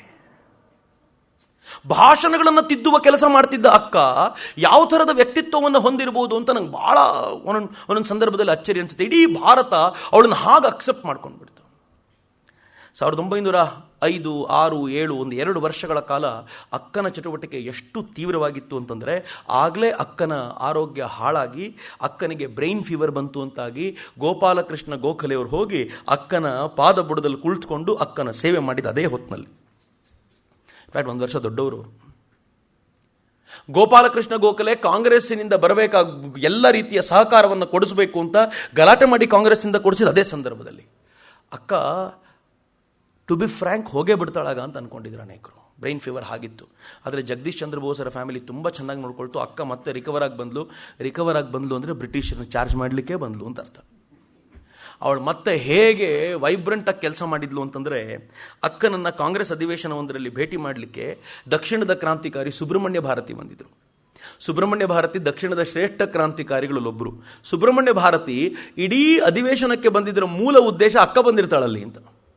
ದಕ್ಷಿಣದಿಂದ ತಮಿಳುನಾಡಿನಿಂದ ಅಲ್ಲಿವರೆಗೂ ಉತ್ತರಕ್ಕೆ ಹೋಗಿ ಅಕ್ಕನನ್ನು ಭೇಟಿ ಮಾಡಿ, ಅಕ್ಕ ಸುಬ್ರಹ್ಮಣ್ಯ ಭಾರತಿಯವರ ಹತ್ರ ಮಾತಾಡಿದ ನಂತರ ಕೇಳ್ತಾಳೆ, ಅಕ್ಕನ ಮಾತುಗಳಲ್ಲಿ ಎಂಥ ಶಕ್ತಿ ಇದ್ದಿರ್ಬೋದು ಯೋಚನೆ ಮಾಡಿ. ಕೇಳ್ತಾಳೆ, ಮದುವೆ ಆಗಿದೆಯಾ ನಿನಗೆ? ಹೌದು. ಹಂಗೆ ಕೇಳಿದ ತಕ್ಷಣ ಎಲ್ಲಿ ನಿನ್ನ ಹೆಂಡ್ತಿ? ಅವ್ನು ನಕ್ಬಿಡ್ತಾನೆ. ಅಕ್ಕ, ನನ್ನ ದೇಶದಲ್ಲಿ ಪೊಲಿಟಿಕಲ್ ಆ್ಯಕ್ಟಿವಿಟಿಗೆಲ್ಲ ಹೆಂಡ್ತಿನ ಕರ್ಕೊಂಡು ಹೋಗಲ್ಲಕ್ಕ, ದೇವಸ್ಥಾನಕ್ಕೆ ಮಾತ್ರ ಹೋಗ್ಬೋದೇನೋ ಅಂತ ಇರ್ಬೋದು ಅವ್ನ ಮನಸ್ಸಲ್ಲಿ. ಹಂಗಂದ ತಕ್ಷಣ ಅಕ್ಕ ಹೇಳ್ತಾಳೆ, ಏನು ತಿಳ್ಕೊಂಡಿದ್ಯಾ ನೀನು? ಈ ದೇಶದ 50% ಇರುವಷ್ಟು ಜನರನ್ನು ಮನೇಲಿ ಕೂಡ ಹಾಕ್ಕೊಂಡು ಸ್ವಾತಂತ್ರ್ಯ ತಗೋತೀರಿ ಅಂದ್ಕೊಂಡಿದ್ದೀರೇನು? ನಿಮ್ಮ ಮನೆಯ ದೇವಿಯರನ್ನೇ ಬಂಧನದಲ್ಲಿರಿಸಿ ಸ್ವಾತಂತ್ರ್ಯ ದೇವಿಗೆ ಮುಕ್ತಿ ಕೊಡಿಸ್ತೀವಿ ಅಂತ ಎಲ್ಲಿಂದ ಹೇಳಲಿಕ್ಕೆ ಸಾಧ್ಯ ನಿಮಗೆ? ನಿನ್ನ ಹೆಂಡತಿ ಅಂದರೆ ನಿನ್ನ ಬಲಗೈ ಇದ್ದಂತೆ ಅಕ್ಕ ಹೇಳೋ ಮಾತು. ಅವಳನ್ನ ಜೊತೆಯಲ್ಲಿ ಕರ್ಕೊಂಡು ಹೋಗಬೇಕು ಪೊಲಿಟಿಕಲ್ ಆಕ್ಟಿವಿಟಿಗಳಿಗೆ, ಅವರು ಇನ್ವಾಲ್ವ್ ಆಗಬೇಕು ಅಂತ ಅಕ್ಕ ಹೇಳಿದ್ಲು. ಸುಬ್ರಹ್ಮಣ್ಯ ಭಾರತಿಯವರಿಗೆ ಒಂದು ಶಕ್ತಿ ಅದು. ಸುಬ್ರಹ್ಮಣ್ಯ ಭಾರತಿಯವರು ವಾಪಸ್ ಊರಿಗೆ ಬಂದ ಮೇಲೆ ಯಾವುದಾದ್ರೂ ಈ ಥರ ಚಟುವಟಿಕೆ ಇದ್ದರೆ ಹೆಂಡತಿನ ಕೈ ಹಿಡ್ಕೊಂಡು ಕರ್ಕೊಂಡು ಹೋಗೋರಂತೆ. ಊರೆಲ್ಲ ನಗೋರಲ್ಲ, ಹಿಂಗೆ ಕರ್ಕೊಂಡು ಹೋಗ್ತಾನೆ ಅಂದರೆ ಯಾರು ಏನು ಬೇಕಿದ್ರು ನಕ್ಕೊಳ್ಳಿ. ಅಕ್ಕ ಹೇಳಿದಾಳೆ ಕರ್ಕೊಂಡು ಹೋಗ್ತೀನಿ ನಾನು ಅಂತ.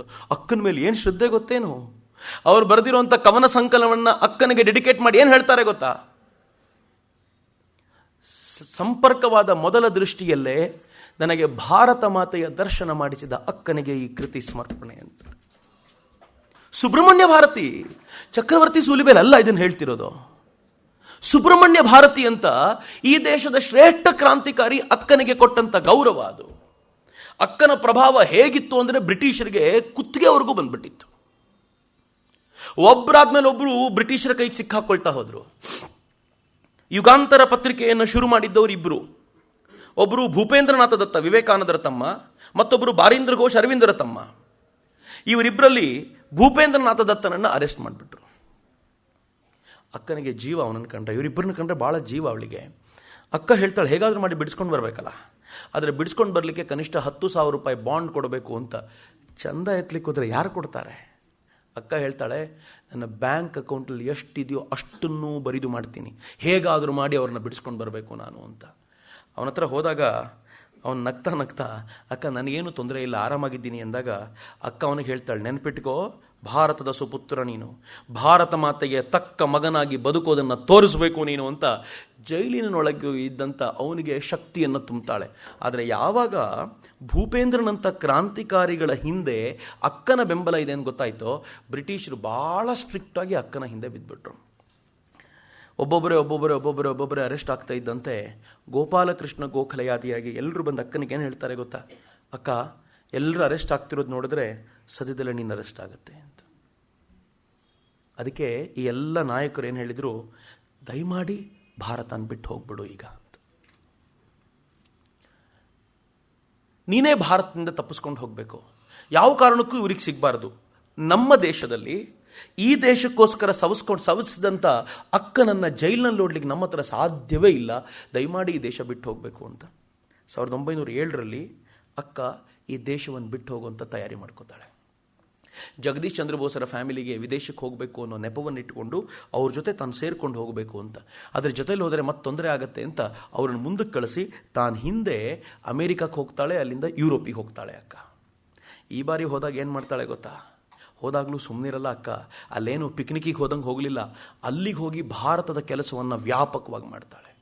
ಭಾರತಕ್ಕೇನಾದರೂ ಸ್ವಾತಂತ್ರ್ಯ ಬಂದಿದ್ರೆ ನಂಗೆ ಗೊತ್ತಿಲ್ಲ, ಇದ್ರ ಬಗ್ಗೆ ಇನ್ನು ಸ್ವಲ್ಪ ಡೆಪ್ತ್ ರಿಸರ್ಚ್ ಆಗಬೇಕು. ಈ ವರ್ಷ 150ನೇ ಜಯಂತಿ, ಈ ನೆಪದಲ್ಲಾದರೂ ರಿಸರ್ಚ್ ಆದರೆ ಭಾಳ ಒಳ್ಳೆಯದು. ಅಕ್ಕ ಅಲ್ಲಿದ್ದಾಗ ಏನು ಮಾಡಿದ್ಲು ಅಂತಂದರೆ, ನಿಧಾನವಾಗಿ ಭಾರತದ ಘಟನೆಗಳನ್ನು ಅಲ್ಲಿನ ಪ್ರಜ್ಞಾವಂತರ ನಡುವೆ ಚರ್ಚೆಗೆ ತಂದ್ಲು. ರಷ್ಯನ್ ಎಂಬಸಿಯಲ್ಲಿ ಒಂದು ಚರ್ಚೆ ಶುರುವಾಯಿತು. ಅಕ್ಕ ಮಾತಾಡ್ಲಿಕ್ಕೆ ಬಂದಿದ್ಲು. ಮಾತು ಏನಿತ್ತು ಗೊತ್ತಾ? ಭಾರತದಲ್ಲಿ ತಾನು ಮಾಡಿದ ಕ್ಷಾಮದ ಕಾರ್ಯಗಳನ್ನು ಅಕ್ಕ ವರ್ಣನೆ ಮಾಡ್ತಿದ್ಲು. ಭಾರತೀಯರ ಕುರಿತಂತೆ ಅಕ್ಕ ವರ್ಣನೆ ಮಾಡ್ತಾ ಇದ್ರೆ ಕಿಕ್ಕಿರಿದು ಸೇರ್ತಿತ್ತು ಜನ.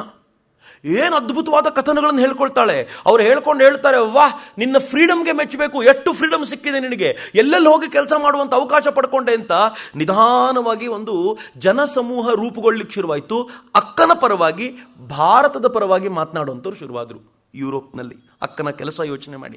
ಅಕ್ಕ ಒಂದು ದಿನ ಪುರುಸೊತ್ತಿಂದ ಇರಲಿಲ್ಲ ಅಲ್ಲಿದ್ದಾಗ.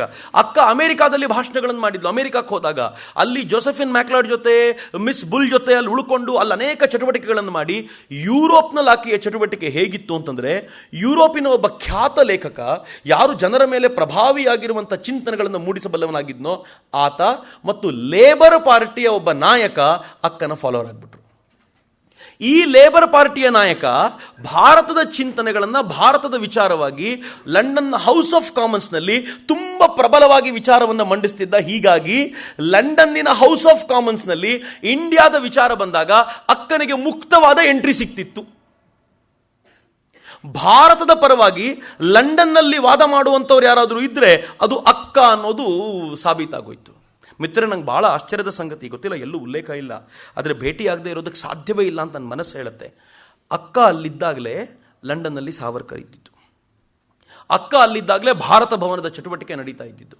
ಅಕ್ಕ ಅಲ್ಲಿದ್ದಾಗಲೇ ಗದರ್ನ ಚಟುವಟಿಕೆಗಳಿಗೆ ಬೀಜಾವಾಪ ಆಗಲಿಕ್ಕೆ ಶುರುವಾಗಿದ್ದು. ಅಕ್ಕ ಅಲ್ಲಿದ್ದಾಗಲೇ ಕರ್ಜನ್ ವೈಲಿಯ ಹತ್ಯೆ ಆಗಿದ್ದು, ಮದನ್ ಲಾಲ್ ಧಿಂಗ್ರಾ ಮಾಡಿದ್ದು. ಅಕ್ಕ ಎಷ್ಟು ಚಟುವಟಿಕೆಯಿಂದ ಆಕ್ಟಿವ್ ಆಗಿದ್ಲು ಅಂತಂದರೆ ಭಾರತೀಯರನ್ನು ಮತ್ತು ಯುರೋಪನ್ನು ಕನೆಕ್ಟ್ ಮಾಡುವ ಯಾವ ಅವಕಾಶವನ್ನು ಬಿಟ್ಕೊಡ್ತಿರ್ಲಿಲ್ಲ. ಒಂದ್ಸಲ ಅಮೆರಿಕಾದಲ್ಲಿದ್ದ ಅಕ್ಕ, ಯುರೋಪ್ನಲ್ಲಿ ಲಂಡನ್ನಲ್ಲಿದ್ದ ಅಕ್ಕ ತನ್ನ ಮನೆಗೆ ಹೋಗಬೇಕು, ಯಾಕೆ ಹೋಗಬೇಕು ಅಂತ ಕೇಳಿದರೆ ತನ್ನ ತಮ್ಮನಿಗೆ ಮದುವೆ ಆಗಿದೆ, ಅವನು ಹೊಸ ಹೆಣ್ಣನ್ನು ನೋಡ್ಬೇಕು, ನಾನು ನೋಡಲೇ ಇಲ್ಲ ಅಂತ ಹೋದ್ಲು. ಕೊಟ್ಟ ಕಾರಣ ಅದು. ಆದರೆ ವಾಸ್ತವ ಏನಿತ್ತು ಗೊತ್ತಾ? ಐರಿಷ್ ಕ್ರಾಂತಿಕಾರಿ ಪತ್ರಕರ್ತರನ್ನ ಮತ್ತು ಬಂಗಾಳದ ಕ್ರಾಂತಿಕಾರಿ ಪತ್ರಕರ್ತರನ್ನ ಕನೆಕ್ಟ್ ಮಾಡಲಿಕ್ಕೆ ಅವಕಾಶವನ್ನು ಬಳಸ್ಕೊಂಡಿದ್ಲವಳು. ಬಂಗಾಳದ ಕ್ರಾಂತಿಕಾರಿ ಪತ್ರಕರ್ತರು ಬರೆದಿರುವ ಲೇಖನಗಳು ಐರಿಷ್ ಪತ್ರಿಕೆಯಲ್ಲಿ ಬರಬೇಕು. ಐರಿಷ್ ಪತ್ರಕರ್ತರ ಪ್ರೇರಣಾದಾಯಿ ಲೇಖನಗಳು ಅದು ಬಂಗಾಳದಲ್ಲಿ ಬರುವಂತಾಗಬೇಕು. ಈ ಕನೆಕ್ಷನ್ನಿಗೋಸ್ಕರ ಅಕ್ಕ ಐರ್ಲೆಂಡಿಗೆ ಹೋಗಿದ್ಲು. ಐರ್ಲೆಂಡಿಗೆ ಹೋದಾಗ ಒಂದು ಸುಂದರವಾದ ಘಟನೆ ನಡೆಯುತ್ತೆ. ಐರ್ಲೆಂಡಿಗೆ ಪ್ರಾಬಬ್ಲಿ 10-15 ವರ್ಷಗಳ ನಂತರ ಹೋಗಿರೋದವಳು ತನ್ನ ಊರಿಗೆ. ಅಲ್ಲಿಗೆ ಹೋದಾಗ ಅಲ್ಲಿನ ಜನರ, ಅಲ್ಲಿನ ರೈತರ ಮುಖದಲ್ಲಿರುವಂಥ ಆತ್ಮವಿಶ್ವಾಸವನ್ನು ಕಂಡು ಕಣ್ಣಲ್ಲಿ ನೀರು ಬಂದುಬಿಡತ್ತೆ ಅವಳಿಗೆ. ನನ್ನ ದೇಶದ ಜನರಿಗೆ ಆತ್ಮವಿಶ್ವಾಸ ಇಲ್ವಲ್ಲ, ಯಾಕೆ ಅಂತ. ನನ್ನ ದೇಶ ಅಂದರೆ ಯಾವುದು? ಐರ್ಲೆಂಡ್ ಅಲ್ಲ, ಭಾರತದ ಜನರಿಗೆ ಆತ್ಮವಿಶ್ವಾಸ ಇಲ್ವಲ್ಲ, ಹೆಂಗೆ ತರೋದು ಈ ಆತ್ಮವಿಶ್ವಾಸವನ್ನು ಅಂತ ಕಣ್ಣೀರಿಡ್ತಾಳೆ. ಅಕ್ಕ ಯಾರ ಹತ್ರನೂ ಮಾತಾಡಿಸ್ಲಿಕ್ಕೆ ಹೋಗಲ್ಲ. ಆದರೆ ಪದೇ ಪದೇ ಐರ್ಲೆಂಡ್ ನೋಡುವಾಗ ಭಾರತವನ್ನು ಕನೆಕ್ಟ್ ಮಾಡ್ಕೊಳ್ತಾಳಲ್ಲ, ಅವಳು ತಮ್ಮ ನಿಂತ್ಕೊಂಡು ಹೇಳ್ತಾನೆ, ನಂಗೆ ಹೊಟ್ಟೆ ಉರಿತಾ ಇದೆ, ನಿನ್ನ ಐರಿಷ್ ಪ್ರೀತಿಯನ್ನು ಭಾರತ ಆಕ್ರಮಿಸ್ಕೊಂಡ್ಬಿಟ್ಟಿದೆಯಲ್ಲ ಅಂತ ಹೊಟ್ಟೆ ಉರಿತಿದೆ ಅಂತ ಅವಳು ತಮ್ಮ ಹೇಳ್ಕೊಳ್ತಾನೆ. ಅವಳು ಭಾರತ ಎಷ್ಟು ಆತ್ಮಸಾತ್ ಆಗಿದ್ಲು ಅನ್ನೋದು ಅನೇಕ ಬಾರಿ ಒಂದು ಕ್ವೆಶ್ಚನ್ ಮಾರ್ಕ್ ಆಗಿ ನಿಂತು ಬಿಡುವಂಥ ಒಂದು ವಿಶೇಷವಾದ ಸಂಗತಿ. ಅಕ್ಕ ಅಲ್ಲಿಂದ ಮತ್ತೆ ಅಮೆರಿಕಾಗೆ ಬಂದು ತನ್ನ ಎಲ್ಲ ಚಟುವಟಿಕೆಗಳನ್ನು ವ್ಯಾಪಕ ಮಾಡ್ತಿರ್ಬೇಕಾದಾಗಲೇ ಅಕ್ಕನಿಗೆ ಸುದ್ದಿ ಬಂತು, ಅವ್ರ ತಾಯಿ ತುಂಬ ಸೀರಿಯಸ್ ಆಗಿದ್ದಾರೆ ಅಂತ. ಅಕ್ಕ ತನ್ನ ತಾಯಿ ನೋಡಲಿಕ್ಕೆ ಹೋಗಿ ತನ್ನ ತಾಯಿಯ ಕೊನೆಯ ಕ್ಷಣಗಳಲ್ಲಿ ತಾಯಿ ಜೊತೆಯಲ್ಲಿದ್ದು ಆಕೆಗೆ ಸೂಕ್ತವಾದ ಅಂತ್ಯ ಸಂಸ್ಕಾರವನ್ನು ಮಾಡಿ ಅಕ್ಕ ಎಲ್ಲವನ್ನು ಮುಗಿಸಿ ವಾಪಸ್ ಬರ್ತಾ ಆ ತಾಯಿಯ ಬಾಯಲ್ಲೂ ಕೂಡ ತಾನು ಶಿವನಾಮವನ್ನು, ಹರಿನಾಮವನ್ನು ಉಚ್ಚರಿಸುವಂತೆ ಮಾಡಿ ಬಂದವಳು ಅಕ್ಕ. ಅವಳಿಗೆ ಗೊತ್ತಿತ್ತು ಅವಳ ಅಂತ್ಯ ಸಂಸ್ಕಾರ ಹೇಗಾಗಬೇಕು ಅನ್ನೋ ಕಲ್ಪನೆ. ಅವಳ ಮತ, ಅವಳ ನಂಬಿಕೆಗೆ ತಕ್ಕಂತೆ ಮಾಡಿದರೂ ಕೂಡ ಅಂತಿಮವಾಗಿ ತನ್ನ ಮನಸ್ಸಿನಲ್ಲಿದ್ದ ಕಲ್ಪನೆಯನ್ನು ಮಾಡಿಕೊಂಡು ಅಕ್ಕ ಒಂದು ದೊಡ್ಡ ಬಂಧನವನ್ನು ಕಳಚಿಕೊಂಡು ಆಚೆ ಬಂದಳು. ತುಂಬ ದಿನ ಇಲ್ಲಿರೋ ಸ್ಥಿತಿಯಲ್ಲೇ ಇರಲಿಲ್ಲ ಅವಳು. ಭಾರತದಲ್ಲಿಂದ ದಿನಕ್ಕೊಂದು ಸುದ್ದಿ ಬರ್ತಾ ಇತ್ತು. ಅದಾಗಲೇ 2 ವರ್ಷ ಕಳೆದೋಗಿದೆ. 1907 ಎಕ್ಸೈಲ್ ಆಗಿದ್ದವಳು ಈಗ 1909 ವಾಪಸ್ ಹೋಗಬೇಕು ಅಂತ ಎಲ್ಲ ತಯಾರಿ ಮಾಡ್ಕೊಂಡಿದ್ರೆ ಭಾರತದಿಂದ ಸುದ್ದಿ ಬಂತು, ನೀನು ಯಾವಾಗ ಭಾರತದಲ್ಲಿ ಕಾಲಿಡ್ತೀಯೋ ಆಗಲೇ ನೀನು ಅರೆಸ್ಟ್ ಮಾಡ್ತಾರೆ ಬ್ರಿಟಿಷರು. They are waiting for you ಅಂತ. ನೀನು ಇಂಗ್ಲೆಂಡಲ್ಲಿ ಹ್ಯಾವಕ್ ಕ್ರಿಯೇಟ್ ಮಾಡಿಬಿಟ್ಟಿದೆಯಾ, ನೀನು ಭಾರತದಲ್ಲಿ ಕಾಲಿಟ್ಟ ತಕ್ಷಣ ನಿನ್ನ ಅರೆಸ್ಟ್ ಮಾಡ್ತಾರೆ. ಏನು ಮಾಡ್ತೀಯೋ ಮಾಡು. ಅಕ್ಕ ಹೇಳಿದ್ಲು, ಅರೆಸ್ಟ್ ಆದರೂ ಸರಿಯಾ, ಭಾರತದಲ್ಲೇ ಅರೆಸ್ಟ್ ಆಗೋದು, ನಾನು ಇಲ್ಲಿರ್ಲಿಕ್ಕೆ ಸಾಧ್ಯವೇ ಇಲ್ಲ, ವಾಪಸ್ ಬರ್ತೀನಿ ಅಂತ ಅಕ್ಕ ಹೊರಡ್ತಾಳೆ. ಹೊರಡುವಾಗ ಅವಳು 2 ಹೆಸರುಗಳು ಬರೋ ಚಾನ್ಸ್ ಇತ್ತು. ಒಂದು ಮಾರ್ಗರೆಟ್ ನೋಬಲ್ ಅಥವಾ ನಿವೇದಿತಾ. ಈ 2 ಹೆಸರನ್ನು ಬ್ರಿಟಿಷರು ಕಾಯ್ಕೊಂಡು ಕೂತಿದ್ದಾರೆ ಹೆಂಗೆ ಬರುತ್ತೆ ಅಂತ. ಅಕ್ಕ ಮಿಸ್ ಮಾರ್ಗೋಟ್ ಅನ್ನೋ ಹೆಸರು ಬಂದ್ಬಿಟ್ಲು. ವಿವೇಕಾನಂದರು ಪ್ರೀತಿಯಿಂದ ಕರೀತಿದ್ದ ಹೆಸರು ಅದು. ಬಹುಶಃ 2ನೇ ಬಾರಿಗೆ ವಿವೇಕಾನಂದರು ಕರೆದಿದ್ದಿರ್ಬೋದು ಒಳಗೆ. ಮಿಸ್ ಮಾರ್ಗೋಟ್ ಅನ್ನೋ ಹೆಸರು ಬರ್ತಾಳೆ. ಬಂದಾಗಲೂ ಹೇಗೆ ಗೊತ್ತಾ, ಅಕ್ಕ ಇಲ್ಲಿಂದ ಹೋಗಬೇಕಾದ್ರೆ ಎಷ್ಟು ಸಿಂಪಲ್ ಆಗಿದ್ಲು ಅದಕ್ಕೆ ವಿರುದ್ಧವಾಗಿ ಗಾರ್ಜಿಯಸ್ ಆಗಿ ಬರ್ತಾಳೆ. ಬ್ರಿಟಿಷ್ ಹ್ಯಾಟ್ ಹಾಕ್ಕೊಂಡು ಅದರಿಂದ ಅಫರ್ ಎಲ್ಲ ಕೆಳಗಿಳಿಯುವಂಥದ್ದು. ಅವಳನ್ನು ನೋಡಿದರೆ ಇವಳು ನಿವೇದಿತಾ ಅಂತ ಯಾರೂ ದೂರದಿಂದಲೂ ಎಣಿಸ್ಲಿಕ್ಕೆ ಸಾಧ್ಯ ಇಲ್ಲ. ಆ ಥರ ವೇಷ ಹಾಕ್ಕೊಂಡು ಅಕ್ಕ ಅವಳು ತಾನು ಭಾರತಕ್ಕೆ ಕಾಲಿಟ್ಟು ಕೋಲ್ಕತ್ತಾಕ್ಕೂ ಬಂದು ತನ್ನ ಶಾಲೆಗೆ ಹೋಗಿ ಸೇರಿಕೊಳ್ತಾಳೆ. ಅದಾಗಲೇ ಅಲ್ಲಿ ಸಿಸ್ಟರ್ ಕ್ರಿಸ್ಟೈನ್ ಬಂದಿದ್ಲು, ಅಕ್ಕನ ಆತ್ಮೀಯ ಗೆಳತಿ. ಅವಳು ಅಲ್ಲಿ ಕೆಲಸ ಮಾಡ್ತಿದ್ಲು. ಇವರೆಲ್ಲ ಬಂದು ಕ್ರಿಸ್ಟೈನ್ನ ಮಾತಾಡಿಸ್ತಾರೆ. ನೀನು ನಿವೇದಿತಾನ ಅಂತ ಕೇಳ್ತಾರೆ. ಹೇಳ್ತಾರೆ, ಇಲ್ಲಪ್ಪ ನಾನು ಅಲ್ಲ ಅಂತ. ಯಾವಾಗ ಅವಳು ಅಲ್ಲ ಅಂತೇಳೋ ಬೇರೆ ಯಾರನ್ನೂ ಮಾತಾಡಿಸೋ ಧೈರ್ಯ ಆಗಲ್ಲ ಪೊಲೀಸರಿಗೆ. ಇವಳಂತೂ ನಿವೇದಿತಾ ಅಂತ ಯಾರಿಗೂ ಅನಿಸ್ಲಿಕ್ಕೆ ಸಾಧ್ಯವೇ ಇಲ್ಲ. ಇವಳು ಹೆಂಗೆ ಈ ಗಾರ್ಜಿಯಸ್ ಡ್ರೆಸ್ ಹಾಕ್ಕೊಂಡು ಊರು ತುಂಬ ತಿರುಗಾಡ್ತಿದ್ಲು ಅಂತಂದರೆ ಯಾರಿಗೂ ಇವಳು ನಿವೇದಿತಾ ಅಂತ ಗೊತ್ತೇ ಆಗೋಂತಿರಲಿಲ್ಲ. ಅಕ್ಕ ಆಗ ಸೂಡೋ ನೇಮಲ್ಲಿ ಇವರೆಲ್ಲರ ಜೊತೆ ಮತ್ತೆ ತನ್ನ ಚಟುವಟಿಕೆಯನ್ನು ಶುರು ಮಾಡ್ತಾಳಲ್ಲ, ಭಾರತದಲ್ಲಿ ತನ್ನ ಹೊಸ ಕಲ್ಪನೆಯ, ಹೊಸ ಚಿಂತನೆಯ ಬೀಜಾವಾಪ ಮಾಡಲಿಕ್ಕೆ ಮತ್ತೆ ಕೆಲಸ ಶುರು ಮಾಡ್ತಾಳೆ. ಅಕ್ಕನ ಸಂಪರ್ಕದಲ್ಲಿದ್ದಂಥ ಒಬ್ಬ ಶ್ರೇಷ್ಠ ಕ್ರಾಂತಿಕಾರಿ, ಬಹುಶಃ ನಾನು ಅದನ್ನು ಹೇಳಿದರೆ ಇವತ್ತಿನ ನನ್ನ ವಿಚಾರವನ್ನು ಮುಗಿಸ್ಬೋದು. ಅಕ್ಕನ ಸಂಪರ್ಕದಲ್ಲಿದ್ದ ಒಬ್ಬ ಶ್ರೇಷ್ಠ ಕ್ರಾಂತಿಕಾರಿ, ಯಾರ ಹೆಸರನ್ನು ಹೇಳಿದರೆ ಇಡೀ ಭಾರತ ಒಮ್ಮೆ ಚಾರ್ಜಪ್ ಆಗುತ್ತೋ ಅಂಥ ಅರವಿಂದ್ ಘೋಷರಿಗೆ ಅಕ್ಕ ಅಂದರೆ ಜೀವ ಆಗಿತ್ತು. ಅರವಿಂದ್ ಘೋಷರು ಬರೋಡಾದಲ್ಲಿದ್ದಾಗ, ಬರೋಡಾದ ಪ್ರವಾಸಕ್ಕೆ ಅಂತ ಅಕ್ಕ ಹೋದಾಗ ಬರೋಡಾದ ದಿವಾನರ ಜೊತೆ ಮಾತಾಡ್ತಿರ್ಬೇಕಾದ್ರೆ ಅರವಿಂದ್ರ ಸಿಗ್ತಾರೆ. ಅರವಿಂದ್ರಿಗೆ ಏನು ಹೇಳ್ತಾಳೆ ಗೊತ್ತಾ? ಅರವಿಂದ್ ಬಾಬು, ನಿಮ್ಮ ಅಗತ್ಯ ಇಲ್ಲಿಗಿಂತ ಕಲ್ಕತ್ತಾಕ್ಕೆ ಜಾಸ್ತಿ ಇದೆ, ಇಲ್ಲೇನು ಮಾಡ್ತಿದ್ದೀರಿ ಅರವಿಂದ್ ಬಾಬು? ವಿವೇಕಾನಂದರು ತೀರ್ಕೊಂಡ ಕೆಲವೇ ದಿನಗಳಲ್ಲಿ ಅಕ್ಕ ಮಾತಾಡುವಂಥ ಮಾತು.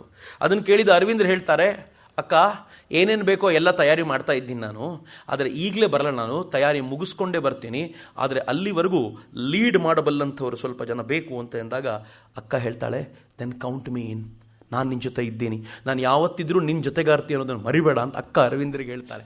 ಅರವಿಂದರು ಭಾಳ ಖುಷಿ ಆಗ್ತಾರೆ.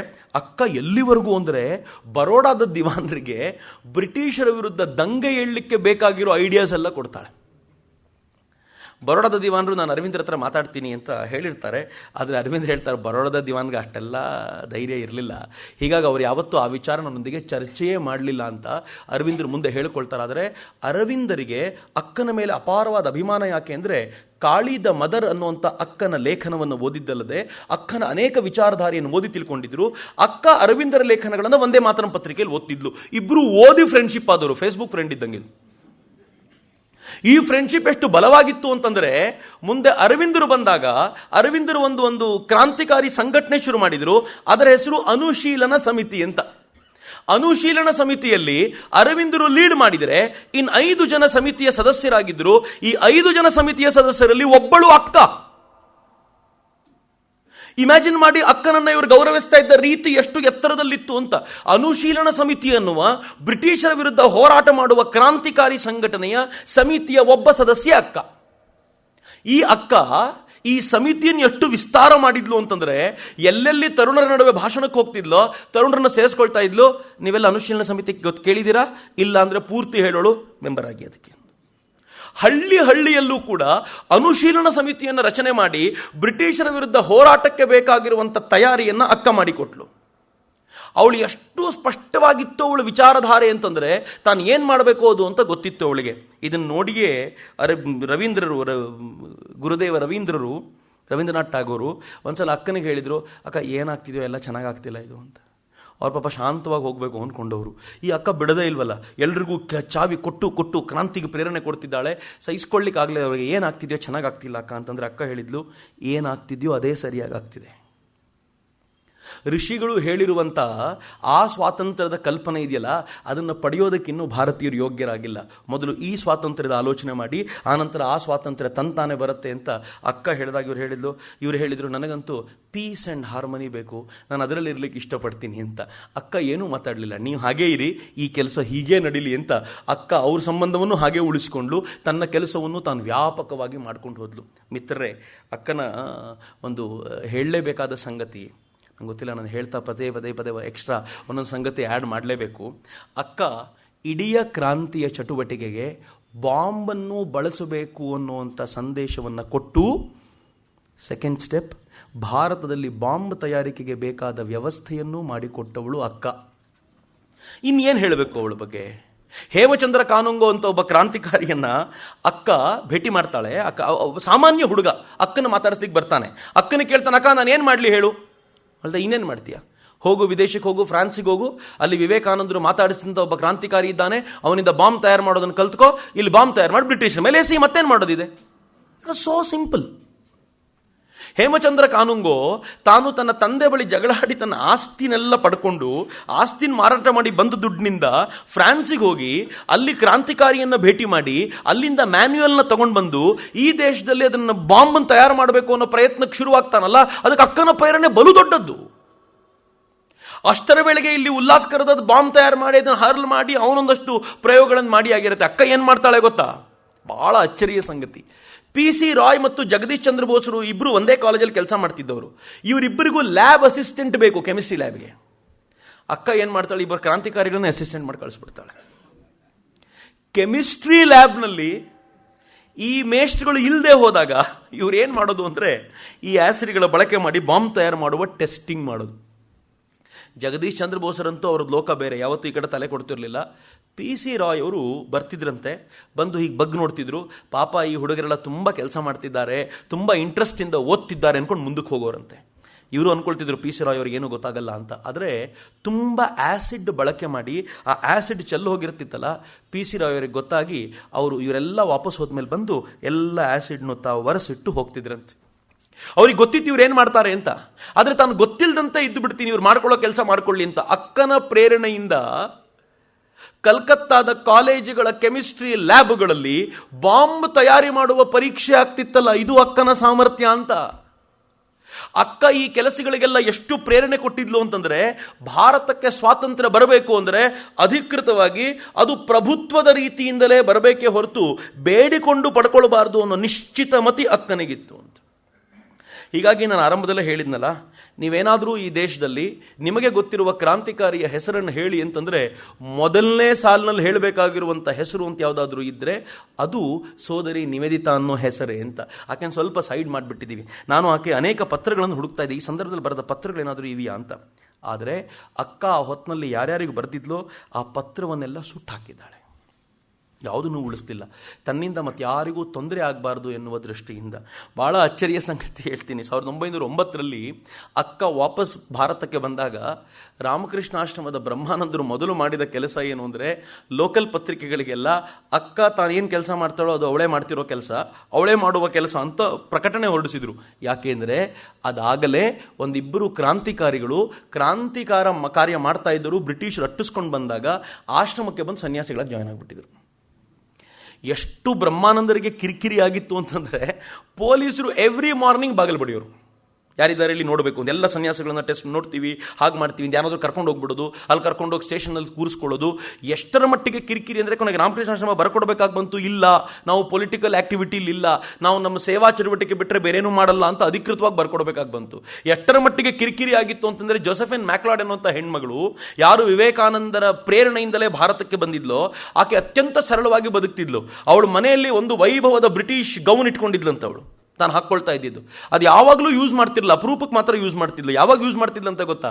ಆಶ್ರಮದ ಬ್ರಹ್ಮಚಾರಿಗಳನ್ನ ಯಾರಾದರೂ ಸನ್ಯಾಸಿಗಳನ್ನ ಪೊಲೀಸರು ಎಳ್ಕೊಂಡು ಹೋಗ್ಬಿಟ್ರೆ ಇವಳ ಬ್ರಿಟಿಷ್ ಗೌನ್ ಹಾಕ್ಕೊಂಡೋಗಿ ಅಲ್ಲೋಗಿ ಕೂತ್ಕೊಳ್ತಿದ್ಲಂತೆ. ಬೇರೆ ಯಾವಾಗಲೂ ಹಾಕೋತಿರ್ಲಿಲ್ಲ, ಅವಾಗ ಮಾತ್ರ. ಅದನ್ನು ಹಾಕ್ಕೊಂಡೋಗಿ ಅಲ್ಲಿ ಎದುರಿಗೆ ಕೂತ್ಕೊಂಡು ತಾನು ಹೈ ಫೈ ಇಂಗ್ಲೀಷ್ನಲ್ಲಿ ಮಾತನಾಡ್ಲಿಕ್ಕೆ ಕೂತ್ಬಿಟ್ರೆ ಎದುರಿಗಿರೋ ಪೊಲೀಸ್ ತಡಬಡಾಯಿಸಿ ಕರ್ಕೊಂಡು ಹೋಗ್ಬಿಡಿ ಇವ್ರನ್ನ ಅಂತ ಅಂದ್ಬಿಡ್ತಿದ್ದಂತ. ಅಷ್ಟಕ್ಕೆ ಮಾತ್ರ ಆ ಗೌನನ್ನು ಬಳಸ್ಕೊಳ್ತಿದ್ಲಂತ. ಎಷ್ಟು ಕಿರಿಕಿರಿ ಆಗ್ತಿದ್ದಿರ್ಬೋದು ಅಂತ. ಅದಕ್ಕೆ ರಾಮಕೃಷ್ಣಾಶ್ರಮ ತುಂಬ ಸ್ಪಷ್ಟವಾದ ನಿಯಮ ಕೈಗೊಳ್ತು. ನೀನು ಪ್ರತ್ಯೇಕವಾಗಿ ಈ ಕೆಲಸ ಮಾಡು, ಈ ಆಶ್ರಮದ ಕೆಲಸಕ್ಕೆ ಇದಕ್ಕೆ ಬಿಟ್ಟುಬಿಡು ಅಂತ ತುಂಬ ಸ್ಪಷ್ಟವಾಗಿ ಹೇಳ್ಕೊಳ್ಬೇಕಾದ ಸ್ಥಿತಿ ಇತ್ತು. ಅಷ್ಟು ಚಟುವಟಿಕೆ ಅಕ್ಕನದ್ದು. ಆದರೆ ಯಾವತ್ತೂ ಅಕ್ಕ ತನ್ನ ಚಟುವಟಿಕೆಯನ್ನು ನಿಲ್ಲಿಸೋ ಮಾತೇ ಇರಲಿಲ್ಲ. ಯಾಕೆ ಅಂತಂದರೆ ಅಕ್ಕ ಸ್ಪಷ್ಟವಾದ ನಿರ್ಣಯ ತಗೊಂಡಾಗಿತ್ತು. ತಾನು ಭಾರತಕ್ಕೋಸ್ಕರ ಬದುಕಿದ್ದೀನಿ, ಈ ಭಾರತದ ವೈಭವ ತನ್ನ ಜೀವನದ ಗುರಿ ಅಂತ ನಂಬಿಕೊಂಡಿದ್ದ ಅಕ್ಕ ಈ ರಾಷ್ಟ್ರಕ್ಕೋಸ್ಕರ ತನ್ನನ್ನು ಸಮರ್ಪಿಸಿಕೊಳ್ಳಲಿಕ್ಕೆ ಸಿದ್ಧಳಾಗಿದ್ಲು. ಅವಳ ಸಿದ್ಧತೆಯ ಪ್ರತೀಕವೇ ಭಾರತ ಸ್ವಾತಂತ್ರ್ಯದ ದಿಕ್ಕಿನಲ್ಲಿ ಹೆಜ್ಜೆಯ ಮೇಲೆ ಹೆಜ್ಜೆ ಇಟ್ಟು ಮುಂದಕ್ಕೆ ಹೋಗ್ಲಿಕ್ಕೆ ಸಾಧ್ಯ ಆಯಿತು. ಮಿತ್ರರೆ, ನಾಳೆ ಕೊನೆಯ ದಿನ ಅಕ್ಕನ ಒಟ್ಟಾರೆ ಅನಾವರಣ ಮಾಡುವ ಪ್ರಯತ್ನವನ್ನು ಮಾಡ್ತಾ ಇವತ್ತಿನ ಮಾತುಗಳನ್ನು ಮುಗಿಸ್ತೇನೆ. ಧನ್ಯವಾದಗಳು. ವಂದೇ ಮಾತರಂ. ಜೈ ಹಿಂದ್.